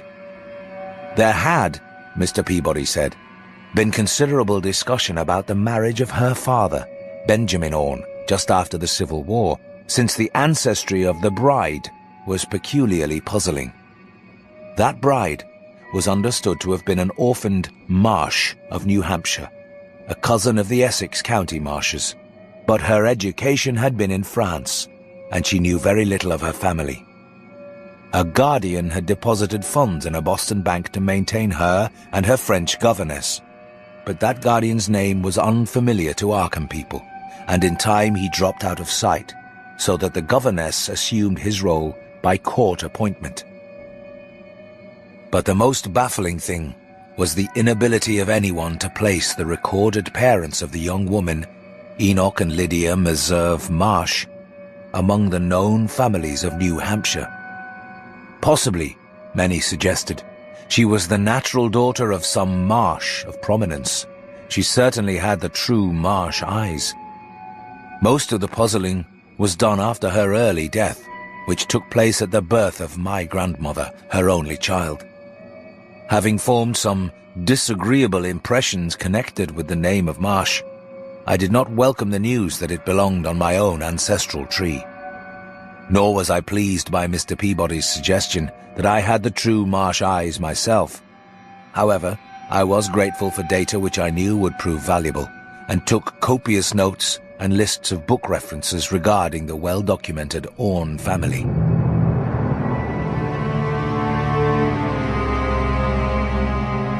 I went directly home and spent a month recuperating from my ordeal. In September, I entered Oberlin for my final year, and from then till the next June was busy with studies and other wholesome activities, reminded of the bygone terror only by occasional official visits from government men in connection with the campaign which my pleas and evidence had started. Around the middle of July, just a year after the Innsmouth experience, I spent a week with my late mother's family, checking some of my new genealogical data with the various notes, traditions and bits of heirloom material in existence there, and seeing what kind of connected chart I could construct. My Arkham-born grandmother had seemed strange and almost terrifying to me, and I do not think I grieved when she disappeared. I was 8 years old then, and it was said that she had wandered off in grief after the suicide of my Uncle Douglas, her eldest son. He had shot himself after a trip to New England, the same trip, no doubt, which had caused him to be recalled at the Arkham Historical Society. This uncle had resembled her, and I had never liked him either. Something about the staring, unwinking expression of both of them had given me a vague, unaccountable uneasiness.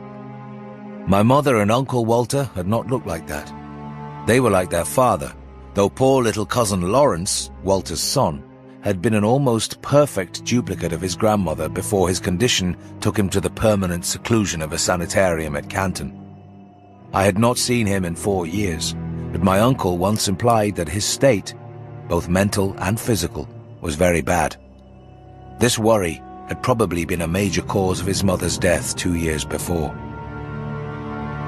My grandfather and his widowed son Walter now comprised the family household, but the memory of older times hung thickly over it. I still disliked the place and tried to get my researches done as quickly as possible. Williamson records and traditions were supplied in abundance by my grandfather, though for Orne material I had to depend on my uncle Walter, who put at my disposal the contents of all his files, including notes, letters, cuttings, heirlooms, photographs, and miniatures. It was in going over the letters and pictures on the Orne side that I began to acquire a kind of terror of my own ancestry. As I have said, my grandmother and Uncle Douglas had always disturbed me. Now, years after their passing, I gazed at their pictured faces with a measurably heightened feeling of repulsion and alienation. I could not at first understand the change, but gradually a horrible sort of comparison began to obtrude itself on my unconscious mind, despite the steady refusal of my consciousness to admit even the least suspicion of it. It was clear that the typical expression of these faces now suggested something it had not suggested before, something which would bring stark panic if too openly thought of. But the worst shock came when my uncle showed me the Orne jewelry in a downtown safe deposit vault. Some of the items were delicate and inspiring enough, but there was one box of strange old pieces descended from my mysterious great-grandmother, which my uncle was almost reluctant to produce. They were, he said, of very grotesque and almost repulsive design, and had never, to his knowledge, been publicly worn, though my grandmother used to enjoy looking at them. Vague legends of bad luck clustered around them, and my great-grandmother's French governess had said they ought not to be worn in New England, though it would be quite safe to wear them in Europe. As my uncle began slowly and grudgingly to unwrap the things, he urged me not to be shocked by the strangeness and frequent hideousness of the designs. Artists and archaeologists who had seen them pronounced the workmanship superlatively and exotically exquisite, though no one seemed able to define their exact material or assign them to any specific art tradition. There were 2 armlets, a tiara, and a kind of pectoral, the latter having in high relief certain figures of almost unbearable extravagance. During this description, I had kept a tight rein on my emotions, but my face must have betrayed my mounting fears. My uncle looked concerned, and paused in his unwrapping to study my countenance. I motioned to him to continue, which he did with renewed signs of reluctance. He seemed to expect some demonstration when the first piece, the tiara, became visible, but I doubt if he expected quite what actually happened. I did not expect it either, for I thought I was thoroughly forewarned regarding what the jewelry would turn out to be. What I did was to faint silently away, just as I had done in that briar-choked railway cut a year before. From that day on, my life has been a nightmare of brooding and apprehension, nor do I know how much is hideous truth and how much madness. My great-grandmother had been a marsh of unknown source whose husband lived in Arkham. And did not old Zadok say that the daughter of Obed Marsh by a monstrous mother was married to an Arkham man through a trick? In Arkham too, the curator had told me I had the true Marsh eyes. Was Obed Marsh my own great-great-grandfather?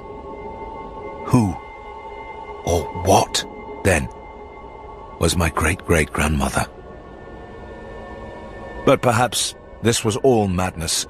Those whitish gold ornaments might easily have been bought from some Innsmouth sailor by the father of my great-grandmother, whoever he was. And that look in the staring-eyed faces of my grandmother and self-slain uncle might be sheer fancy on my part.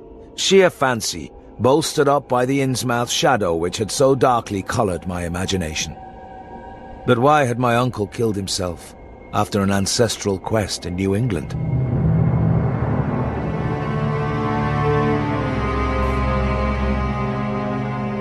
For more than 2 years I fought off these reflections with partial success. My father secured me a place in an insurance office, and I buried myself in routine as deeply as possible. In the winter of 1930-31, however, the dreams began. They were very sparse and insidious at first, but increased in frequency and vividness as the weeks went by. Great watery spaces opened out before me, and I seemed to wander through titanic sunken porticos and labyrinths of weedy cyclopean walls with grotesque fishes as my companions. Then the other shapes began to appear, filling me with nameless horror the moment I awoke. But during the dreams, they did not horrify me at all. I was one with them, wearing their unhuman trappings, treading their aqueous ways, and praying monstrously at their evil sea-bottom temples. There was much more than I could remember, but even what I did remember each morning would be enough to stamp me as a madman or a genius if ever I dared write it down. Some frightful influence I felt was seeking gradually to drag me out of the sane world of wholesome life into unnameable abysses of blackness and alienage, and the process told heavily on me. My health and appearance grew steadily worse, till finally I was forced to give up my position and adopt the static, secluded life of an invalid. Some odd, nervous affliction had me in its grip, and I found myself at times almost unable to shut my eyes. It was then that I began to study the mirror with mounting alarm. The slow ravages of disease are not pleasant to watch, but in my case there was something subtler and more puzzling in the background. My father seemed to notice it too, for he began looking at me curiously and almost affrightedly. What was taking place in me? Could it be that I was coming to resemble my grandmother and Uncle Douglas?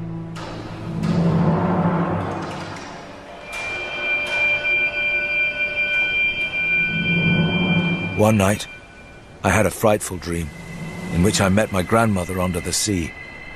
She lived in a phosphorescent palace of many terraces with gardens of strange leprous corals and grotesque brachyate efflorescences, and welcomed me with a warmth that may have been sardonic. She had changed, as those who take to the water change, and told me she had never died. Instead, she had gone to a spot her dead son had learned about, and had leapt to a realm whose wonders, destined for him as well, he had spurned with a smoking pistol. This was to be my realm too. I could not escape it. I would never die, but would live with those who had lived since before man ever walked the earth. I met also that which had been her grandmother. For 80,000 years, Pathailaleai had lived in Yahanithle, and thither she had gone back after Obed Marsh was dead. Yahanithle was not destroyed when the Upper Earth men shot death into the sea. It was hurt, but not destroyed. The Deep Ones could never be destroyed, even though the Paleogean magic of the Forgotten Old Ones might sometimes check them. For the present, they would rest. But someday, if they remembered, they would rise again for the tribute great Cthulhu craved. It would be a city greater than Innsmouth next time. They had planned to spread, and had brought up that which would help them. But now they must wait once more. This was the dream in which I saw a Shoggoth creature for the first time, and the sight set me awake in a frenzy of screaming. That morning the mirror definitely told me I had acquired the Innsmouth look. So far I have not shot myself as my Uncle Douglas did. I bought an automatic and almost took the step. But certain dreams deterred me. The tense extremes of horror are lessening, and I feel queerly drawn toward the unknown sea deeps instead of fearing them. I hear and do strange things in sleep and awake with a kind of exaltation instead of terror. I do not believe I need to wait for the full change, as most have waited. If I did, my father would probably shut me up in a sanitarium as my poor little cousin is shut up. Stupendous and unheard of splendors await me below, and I shall seek them soon. La Relaya, Cthulhu Fatagan, La.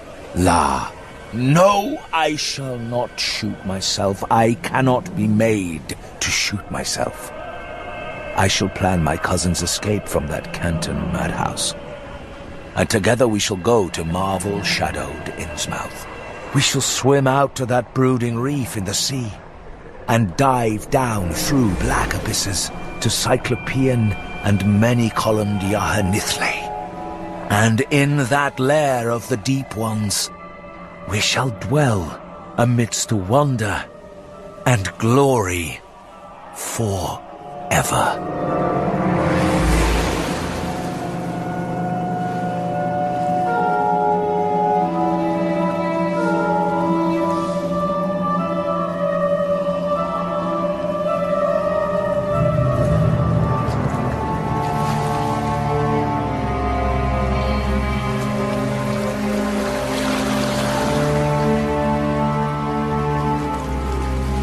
The Shadow Over Innsmouth was written by H.P. Lovecraft and read by Richard Coyle.